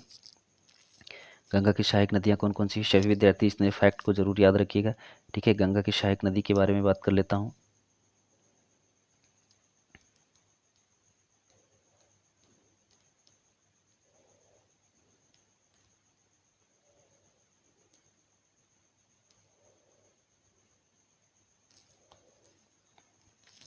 देखिए यहाँ पे गंगा की जो सहायक नदियाँ हैं कौन कौन सी हैं, देखिए गंगा की अगर हम सहायक नदियों की बात कर लेते हैं, ठीक है, सबसे पहले मैं बात कर लेता हूँ। ठीक है, गंगा के बाएं तट की सहायक नदियाँ कौन कौन सी हैं? कौन सी? गंगा की, ठीक है, गंगा के बाएं तट की, गंगा के बाएं तट की नदियाँ कौन कौन सी है? रामगंगा, कौन सी है? रामगंगा है, गंडक, कोसी, रामगंगा हो गया, गंडक हो गया, कोसी हो गया, गोमती हो गया, महानंदा हो गया। ठीक है, गोमती, महानंदा, गोमती हो गया, महानंदा। ठीक है, ये बाएं तरफ की नदियाँ हैं। ठीक है, उसके बाद में दाएं तरफ की अगर हम बात कर लें, गंगा की दाएं तरफ की नदियाँ कौन सी हैं? दाएं तरफ की जो है यमुना। ठीक है, दाएं तरफ की नदियाँ कौन कौन सी हैं? यमुना हो गया और कैन हो गया। ठीक है, दाएं तरफ की नदियाँ कौन कौन सी है? यमुना और कैन हो गया। बाएं तरफ की नदियाँ कौन कौन सी हैं? रामगंगा हो गया, गंडक हो गया, कोसी हो गया, गोमती हो गया, महानंदा हो गया। ठीक है, उसके बाद में एक नदी और है यहाँ पे, क्या है? घाघरा है। ठीक है, घाघरा, ये 6 नदियाँ हैं जो बाएं तरफ की हैं। ठीक है, यहाँ पे क्या हो गया? रामगंगा हो गया, गंडक, कोसी, गोमती, महानंदा, घाघरा। ये कहाँ की है? बाएं तरफ की, गंगा की बाएं तरफ की नदियाँ। दाएं तरफ की यमुना और कैन है। ठीक है, अगर मैं यहाँ पे बात करूँ, ठीक है, गंगा की सबसे लंबी सहायक नदी कौन सी है? ठीक है, गंगा की सबसे लंबी, अगर सहायक नदियों की बात करें, सबसे लंबी, गंगा की सबसे लंबी सहायक नदी कौन सी है? ठीक है, सबसे लंबी सहायक नदी कौन सी है? यमुना है। गंगा की सबसे लंबी सहायक नदी कौन सी है? यमुना है, गंगा की।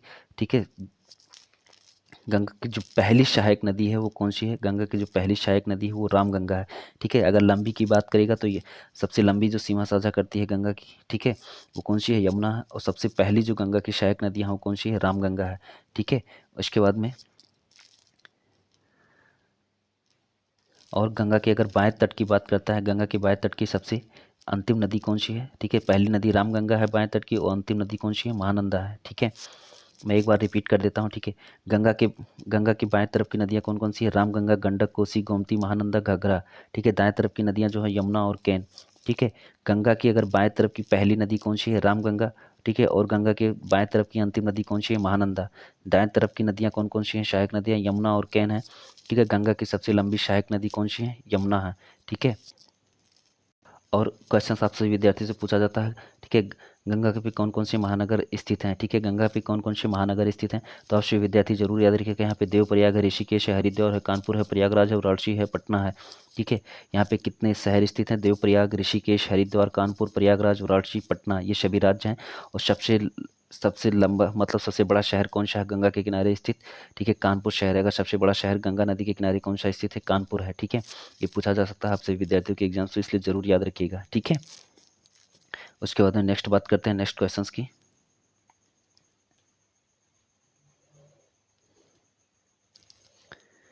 उसके बाद में नेक्स्ट जो क्वेश्चन है, निम्नलिखित में से कौन सी सिंधु नदी की सहायक नदी नहीं है? चिनाब, ब्यास, रावी, गोमती।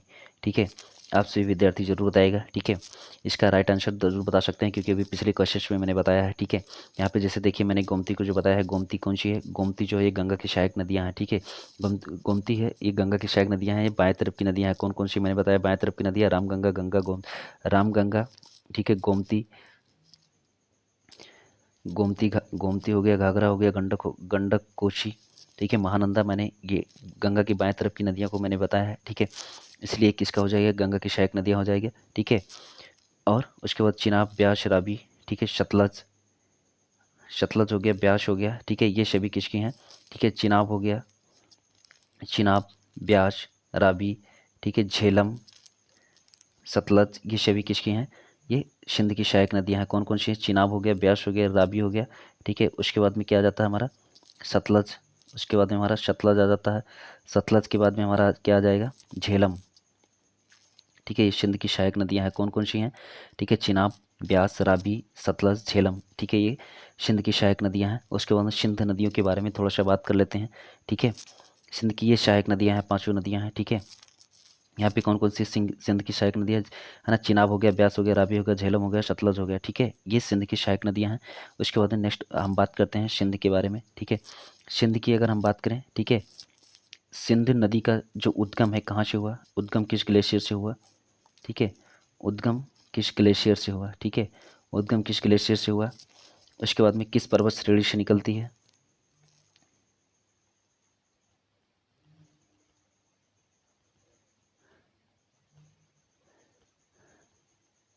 ठीक है, उद्गम कहाँ से हुआ? ठीक है,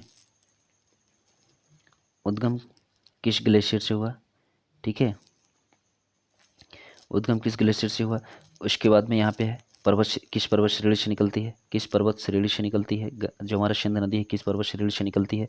उसके बाद में किस झील से निकलती है, ठीक है। सभी विद्यार्थी इतने आंसर जरूर बताएं, ठीक है।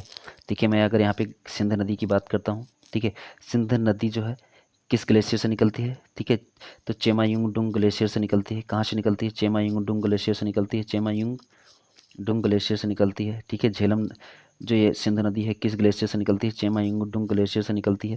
किस पर्वत श्रेणी से निकलती है, कैलाश पर्वत श्रेणी से निकलती है, कैलाश पर्वत श्रेणी से निकलती है। किस पर्वत श्रेणी से निकलती है, कैलाश पर्वत श्रेणी से निकलती है। किस झील से निकलती है, मानसरोवर झील से निकलती है, मानसरोवर झील से निकलती है। किस झील से निकलती है, मानसरोवर झील से निकलती है, ठीक है।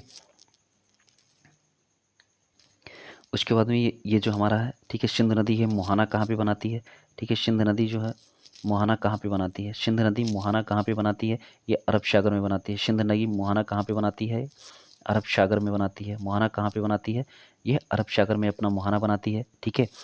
उसके बाद में सिंध नदी जो है ये किस ग्लेशियर से, किस श्रेणी से एंटर करती है, ठीक है, ये कैलाश पर्वत श्रेणी से, कैलाश पर्वत श्रेणी से ये एंटर करती है, ठीक है। अच्छा यहाँ पे अगर हम बात करें, ठीक है, ये जो है सिंध जो नदी है, ठीक है, सिंध नदी जो है भारत में इंटर किस स्थान से करती है, ठीक है, प्रवेश किस स्थान से करती है, ठीक है। भारत में जब सिंध नदी प्रवेश करती है तो किस स्थान से, और बाहर निकलती है तो किस स्थान से, ठीक है। ये भी एग्जाम्स में पूछा जाता है यहाँ से क्वेश्चन, ठीक है। सिंध नदी जो प्रवेश करता है किस जगह से करता है, ठीक है, ये दमचोक नामक स्थान से करता है, दमचोक नामक स्थान से ये प्रवेश करता है, ठीक है, भारत में। उसके बाद में जो बाहर निकलता है किससे, चिल्लाश नामक स्थान से, ठीक है, जो यहाँ पे बाहर निकलता है किस जगह से, चिल्लाश नामक स्थान से, ठीक है, बाहर निकलता है। सिंध नदी जो प्रवेश करता है किसी दमचोक नामक स्थान से ये भारत में प्रवेश करती है, और जो बाहर निकलती है चिल्लाश नामक स्थान से ये बाहर निकलती है, ठीक है। उसके बाद में सिंध नदी का जो, सिंध नदी की जो टोटल लंबाई है कितना है, 80, ठीक है, 28-80 किलोमीटर इसकी लंबाई है, ठीक है। गंगा की मैंने कितना बताया था, 25-25 किलोमीटर मैंने गंगा की लंबाई बताया था, ठीक है। ये कुछ इंपॉर्टेंट फैक्ट थे, ठीक है। उसके बाद में मैं बताता हूँ, ठीक है, यहाँ पे जो मैंने बताया, ठीक है, इसका उद्गम जो है चेमायुंगडुंग ग्लेशियर से होता है। इसका पर्वत श्रेणी जो है कैलाश पर्वत श्रेणी है, ठीक है। जहाँ से हमारा सिंध नदी निकलती है, सिंध नदी जिस स्थान से निकलती है उसी स्थान से और दो दो नदियाँ निकलती हैं। कौन कौन सी, सतलुज और ब्रह्मपुत्र, ठीक है, सिंध सतलुज और ब्रह्मपुत्र। सतलुज हो गया, उसके बाद में ब्रह्मपुत्र, ब्रह्मपुत्र, ठीक है। सिंध सतलज ब्रह्मपुत्र, इन तीनों नदियों का एक ही स्थान से, ये तीनों नदियाँ एक ही स्थान से निकलती हैं। कहाँ से निकलती हैं, चेमायुंगडुंग ग्लेशियर से ही निकलती हैं ये तीनों नदियाँ, ठीक है। सभी विद्यार्थी जरूर याद रखिएगा, ठीक है। सिंध नदी जहाँ से निकलती है वहीं से सतलज नदी और ब्रह्मपुत्र नदी भी निकलती हैं, ठीक है। सिंध नदी के बारे में एक बार दोबारा मैं रिपीट कर देता हूँ, ठीक है। देखिए यहाँ पे जो सिंध नदी है, ठीक है, सिंध नदी की सहायक नदी ये नहीं है, ठीक है। चिनाब हो गया, ब्यास हो गया, रावी हो गया, सतलज हो गया, झेलम हो गया, ठीक है। एक हमारा सतलज हो जाता है, उसके बाद में झेलम, ठीक है। ये इसकी सिंध की सहायक नदियाँ हैं। कौन कौन सी, चिनाब, ब्यास, रावी, सतलज, झेलम, ये सिंध की सहायक नदियाँ हैं। सिंध की जो लंबाई है टोटल कितना है, 80 किलोमीटर है। ये निकलती कहाँ से है, ठीक है, इसका उद्गम कहाँ से, चेमायुंगडुंग ग्लेशियर से है। किस पर्वत श्रेणी से निकलती है, कैलाश पर्वत श्रेणी से निकलती है। किस झील से निकलती है, मानसरोवर झील से निकलती है। ये अपना मुहाना कहाँ पे बनाती है, अरब सागर में बनाती है। ये भारत में प्रवेश किस स्थान से करती है, दमचोक नामक स्थान से ये भारत में प्रवेश करती है सिंध नदी। और सिंध नदी जो भारत के किस स्थान से ये बाहर निकलती है, चिल्लास नामक स्थान से ये भारत से बाहर निकलती है, ठीक है। ये कुछ इंपॉर्टेंट फैक्ट थे, ठीक है, जो अब से विद्यार्थियों के लिए बहुत ही इंपॉर्टेंट थे। एक बहुत ही इंपॉर्टेंट फैक्ट है, ठीक है, सिंध नदी पे कौन सी परियोजना है, ठीक है, ठीक है, निम्बो बाजुमो परियोजना है इस पे, ठीक है। सिंध नदी पे कौन सी परियोजना है, निम्बो बाजुमो परियोजना है इस पे, ठीक है। सभी विद्यार्थी याद रखिएगा, निम्बो बाजुमो परियोजना जो है किस नदी पे है, सिंध नदी पे है। ये कुछ आप सभी विद्यार्थियों के लिए बहुत ही इंपॉर्टेंट सेशन था, ठीक है। उसके बाद नेक्स्ट बात करते हैं, इन सभी नदियों के बारे में ज़रूर याद रखिएगा क्योंकि नदी टॉपिक आपके एग्जाम्स में है ना, यूपी पेट के एग्जाम्स में है। यहाँ से नदियों से जरूर क्वेश्चंस पूछा जाएगा, इसलिए ज़रूर याद रखिएगा, ठीक है। उस और नेक्स्ट क्वेश्चंस की बात करते हैं, भारत में पीली क्रांति किससे जुड़ी है, भारत में जो पीली क्रांति है किससे जुड़ी है, ठीक है। यहाँ सब्जियाँ हैं, तिलहन है, फल है, मछली है, ठीक है। इसका राइट आंसर क्या होगा, यहाँ पे हमारा राइट आंसर जो हो जाएगा इसका तिलहन हो जाएगा। कुछ अन्य पीली क्रांतियों से बात करते हैं, है ना, कुछ अन्य क्रांति की बात कर लेते हैं जो आप सभी के एग्जाम्स के लिए बहुत ही इंपॉर्टेंट है, ठीक है। सभी विद्यार्थी बताइएगा हरित क्रांति किससे संबंधित है। ठीक है, उसके बाद में श्वेत क्रांति किससे संबंधित है। जो भी विद्यार्थी जिस क्वेश्चन का आंसर जानते हैं कमेंट करके जरूर बताएं। उसके बाद में भूरी क्रांति किससे संबंधित है।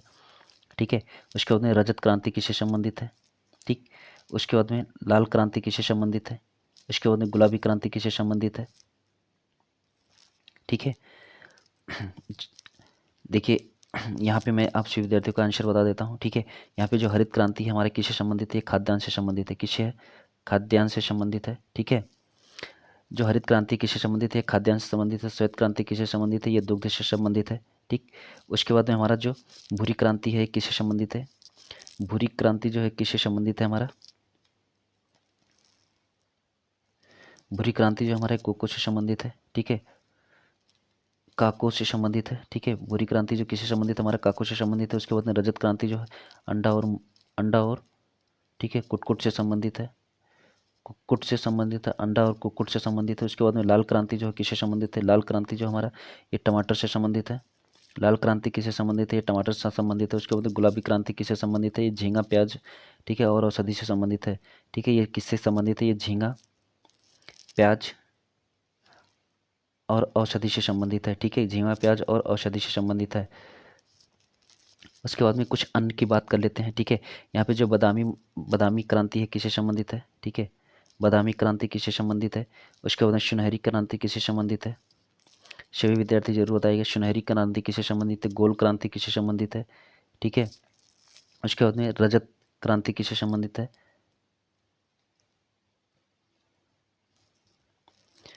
रजत रेशा ठीक है, रजत क्रांति तो हो गया। रजत क्रांति जो है किससे संबंधित था, रजत क्रांति के बारे में भी मैंने बताया। ठीक है, रजत क्रांति जो है किससे संबंधित था, अंडा और कुटकुट से संबंधित है। उसके बाद में रजत रेशा किससे संबंधित है। उसके बाद में सुनहरी क्रांति किससे संबंधित है। सुनहरी क्रांति किससे संबंधित है। ठीक है, उसके बाद में शेफरान क्रांति किससे संबंधित है।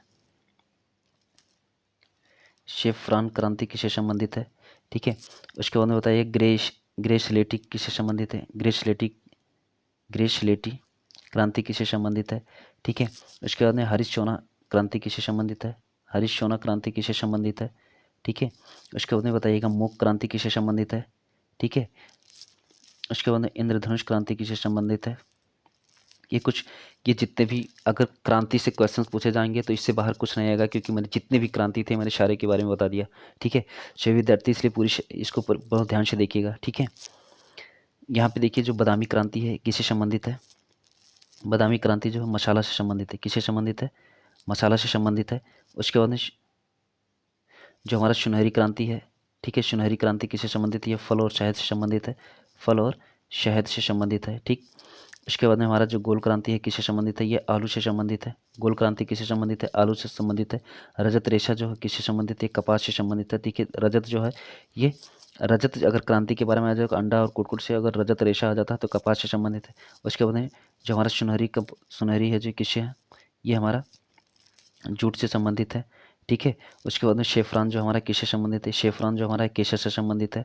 ठीक है, उसके बाद में ग्रे स्लेटी जो है किससे संबंधित है, ये उर्वरक उत्पादन से संबंधित है। किससे संबंधित है, उर्वरक उत्पादन से संबंधित है। ठीक है, उसके बाद में हमारा जो हरित सोना हो किससे संबंधित है, ये बाँस से संबंधित है। उसके बाद में मूक क्रांति किससे संबंधित है, मोटे अनाज से संबंधित है। किससे संबंधित है, मोटे अनाज से संबंधित है।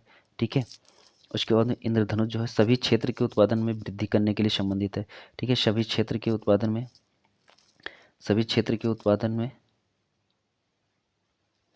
वृद्धि करने के लिए एक क्रांति है। ठीक है, धनुष क्रांति जो सभी क्षेत्र के उत्पादन में वृद्धि करने के लिए एक क्रांति है। ठीक है, जितने भी क्रांति थी मैंने सारे क्रांति के बारे में बता दिया। आप सभी विद्यार्थी जरूर याद रखिएगा। ठीक है, अगर क्रांति से क्वेश्चन पूछा जाएगा तो इससे बाहर कुछ नहीं होगा। ठीक है, आप सभी जरूर याद रखिएगा। उसके बाद में नेक्स्ट बात करते हैं। नेक्स्ट जो क्वेश्चन है हमारा, कुल क्षेत्रफल के संदर्भ में विश्व की सबसे बड़ी देशों में भारत किस स्थान पर है। ठीक है, सभी विद्यार्थी जरूर बताएं भारत किस स्थान पे है। चौथे स्थान पे, पांचवें, छठवें या सातवें स्थान पे है भारत। ठीक है, सभी विद्यार्थी जरूर बताएं। देखिए इसका हमारा जो राइट आंसर हो जाएगा 7 हो जाएगा। ठीक है, अच्छा इसके पहले कौन कौन से राज्य हैं, जो 6 राज्य कौन कौन से हैं। ठीक है, आप सभी विद्यार्थी जरूर याद रखिएगा। ठीक है, पहला राज्य हो जाएगा हमारा कौन सा हो जाएगा, है ना, रूस। उसके बाद में रूस हो जाएगा, कनाडा हो जाएगा। ठीक है, क्षेत्रफल की दृष्टि से कनाडा हो जाएगा। उसके बाद में चाइना हो जाएगा, ठीक है। उसके बाद में यूनाइटेड स्टेट हो जाएगा, ठीक। उसके बाद में ब्राज़ील हो जाएगा। उसके बाद में ऑस्ट्रेलिया हो जाएगा, ठीक। उसके बाद में हमारा भारत आ जाता है, ठीक है, 7वें स्थान पे। इससे इससे पहले कौन कौन से हैं? देखिए हमारा भारत जो है क्षेत्रफल की दृष्टि से 7वें स्थान पे है। सबसे पहले कौन सा है? रूस है। उसके बाद में कनाडा है। उसके बाद में चाइना है। उसके बाद में यूनाइटेड स्टेट। उसके बाद में ब्राज़ील है,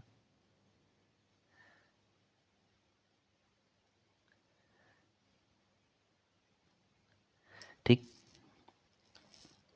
उसके बाद में हमारा ब्राज़ील ब्राज़ील है। उसके बाद में ऑस्ट्रेलिया है। उसके बाद में इंडिया है, ठीक है। उसके बाद में ये देखिए हमारा क्षेत्रफल की दृष्टि से होगा। यहीं पे आपसे विद्यार्थियों को मैं पॉपुलेशन की दृष्टि से भी बता देता हूँ, ठीक है। पॉपुलेशन की दृष्टि से कौन सा सबसे बड़ा राज्य है, ठीक है। देखिए पॉपुलेशंस की अगर हम दृष्टि से बात कर लेते हैं, जनसंख्या की दृष्टि से, ठीक है। पॉपुलेशन जनसंख्या की दृष्टि से है ना, यानी पॉपुलेशन यानी जनसंख्या की दृष्टि से अगर हम बात कर लें, अपने भारत का स्थान कौन सा है, ठीक है। देखिए सबसे पहले अगर हम बात करें यहाँ पे,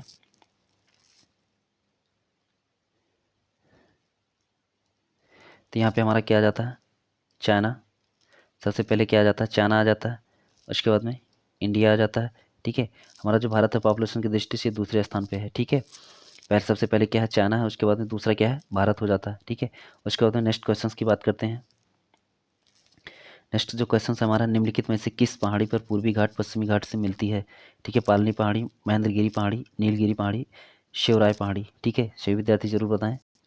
देखिए यहाँ पे हमारा जो राइट आंसर हो जाएगा, निम्नलिखित में से किस पहाड़ी पर पूर्वी घाट और पश्चिमी घाट से मिलती है। निम्नलिखित में से किस पहाड़ी पर पूर्वी घाट पश्चिमी घाट से मिलती है, ठीक है। पालनी पहाड़ी, महेंद्रगिरी पहाड़ी, नीलगिरी पहाड़ी, शिवराय पहाड़ी। यहाँ पे हमारा जो राइट आंसर हो जाएगा, हमारा राइट आंसर सी हो जाएगा, नीलगिरी पहाड़ी पे, ठीक है। पूर्वी और पश्चिमी घाट मिलती हैं, ठीक है। उसके बाद में कुछ इंपॉर्टेंट मैं फैक्ट बता देता हूँ पहाड़ियों के बारे में, ठीक है। सभी विद्यार्थी बताइएगा, ठीक है। महाराष्ट्र में कौन कौन सी पहाड़ियाँ हैं, ठीक है। महाराष्ट्र में कौन कौन सी पहाड़ियाँ हैं? देखिए महाराष्ट्र में कौन सी हैं? अजंता है, ठीक है। देखिए यहाँ पे गुफाएं भी हैं, अजंता, ठीक है। अजंता ये पहाड़ी भी है, अजंता हो गया। उसके बाद बालाघाट, अजंता हो गया, बालाघाट हो गया। उसके बाद में ग्वालीघाट, ग्वालीगढ़ हो गया, ग्वालीगढ़ हो गया, ठीक। उसके बाद में हमारा शतमाला हो गया, शतमाला या हरिश्चंद्र भी कहते हैं इसको, शतमाला या हरिश्चंद्र पहाड़ी भी कहते हैं, ठीक है। ये पहाड़ियाँ कहाँ का हो गया? महाराष्ट्र का हो गया, ठीक। उसके बाद में मैं बात कर लेता हूँ गुजरात की पहाड़ियों के बारे में, ठीक है। क्योंकि इन इन इन सबसे ये पहाड़ियों के, इन राज्यों से पहाड़ियों के बारे में ज़रूर पूछा जाता है, ठीक है। यहाँ पे कौन कौन सी ये पहाड़ियाँ, ठीक है। गुजरात में कौन सी हो गई? कच्छ हो गया, ठीक है। मांडो हो गया, वर्धा हो गया, गिरनार हो गया, ठीक है। गिरी हो गया। कौन कौन सी हो गई? कच्छ हो गया, मांडो हो गया, कच्छ हो गया, मांडो हो गया, वर्धा हो गया, गिरनार हो गया। गिरनार, इसको हम गिरी भी कहते हैं, ठीक है। गिरी पहाड़ी भी कहते हैं।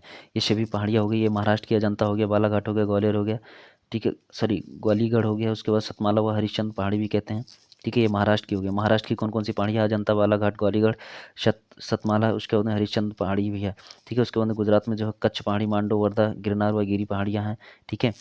उसके बाद में कुछ इंपॉर्टेंट फैक्ट भी मैं बता देता हूँ आप सभी विद्यार्थियों को, ठीक है।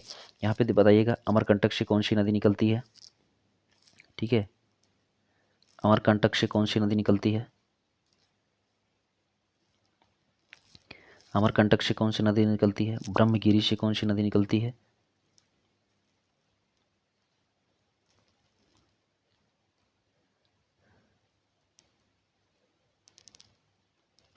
ब्रह्मगिरी से कौन सी नदी निकलती है? अमरकंटक से कौन सी नदी निकलती है? ब्रह्मगिरी से कौन सी नदी निकलती है? महाबलेश्वर से कौन सी नदी निकलती है? महाबलेश्वर से कौन सी नदी निकलती है, ठीक है। उसके बाद में बताइएगा, त्र्यंबकेश्वर से कौन सी नदी निकलती है?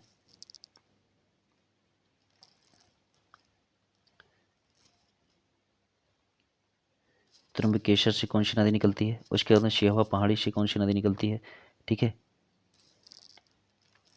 सियावा पहाड़ी से कौन सी नदी निकलती है? सभी विद्यार्थी जरूर बताएगा, क्योंकि ये पूछा जाता है एग्जाम से, बहुत बार पूछा गया है, ठीक है। इसलिए मैं जो इंपॉर्टेंट फैक्ट है आप सभी विद्यार्थियों को जरूर बता दूंगा, ठीक है।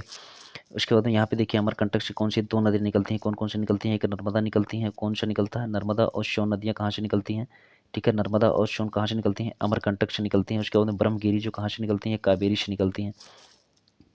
ब्रह्मगिरी पहाड़ी से कौन सी नदी निकलती है? कावेरी नदी निकलती है। उसके बाद में महाबलेश्वर से कौन सी नदी निकलती है? कृष्णा नदी निकलती है। महाबलेश्वर पहाड़ी से कौन सी नदी निकलती है? कृष्णा। उसके बाद त्र्यंबकेश्वर से कौन सी नदी निकलती है? यहाँ पे गोदावरी नदी निकलती है। ठीक है, त्र्यंबकेश्वर से कौन सी नदी निकलती है? गोदावरी निकलती है। उसके बाद शेवा पहाड़ी से कौन सी नदी निकलती है? या महानदी निकलती है। ठीक है, महानदी निकलती है। ये सभी विद्यार्थी जरूर देखें। अमरकंटक पहाड़ी से कौन सी नदी निकलती है? नर्मदा और सोन। ब्रह्मगिरी पहाड़ी से कावेरी। उसके बाद बल्लेश्वर पहाड़ी से कौन सी कृष्णा नदी निकलती है? त्र्यंबकेश्वर पहाड़ी से कौन सी गोदावरी नदी। शेवा पहाड़ी से कौन सा महानदी निकलती है। ठीक है, उसके बाद में क्लास कुछ लंबा हो गया। ठीक है, और जो इंपॉर्टेंट फैक्ट है, ठीक है, मैं नेक्स्ट क्लास में आप सभी विद्यार्थियों को जरूर बताऊंगा। ठीक है, लेकिन ये आप सभी विद्यार्थियों के लिए जो हमारा भूगोल का था, ये संपूर्ण रिवीजन था। ठीक है, जो भी विद्यार्थी अगर पूरी क्लास को देखेंगे तो पूरी क्लास में ही आप सभी को पेट के जितने भी क्वेश्चन होंगे सभी क्वेश्चन जरूर मिलेंगे। ठीक है, और सभी विद्यार्थी कमेंट करके ज़रूर बताइएगा आप सभी विद्यार्थियों की पूरी सेशंस कैसा लगा। ठीक है, क्योंकि मैं बहुत महत्वपूर्ण सेशंस लेकर आया था। ठीक है, क्वेश्चंस तो कम थे लेकिन इसके जो फैक्ट थे बहुत सारे फैक्ट थे। ठीक है, इसलिए ये बहुत ही पेट एग्जाम्स के लिए है ना, बहुत ही महत्वपूर्ण सेशन था। जो भी विद्यार्थी पूरी सेशंस को देखें वो कमेंट करके ज़रूर बताएं ये कैसा क्लास रहा। ठीक है, और जो विद्यार्थी नए हैं हमारे चैनल्स पे, चैनल्स को सब्सक्राइब कर ले, ज़्यादा से ज़्यादा इस सेशंस को शेयर कर दे जिससे अधिक से अधिक विद्यार्थियों के पास पहुंच पाए। मिलते हैं फिर नेक्स्ट क्लास में। Thank you for watching.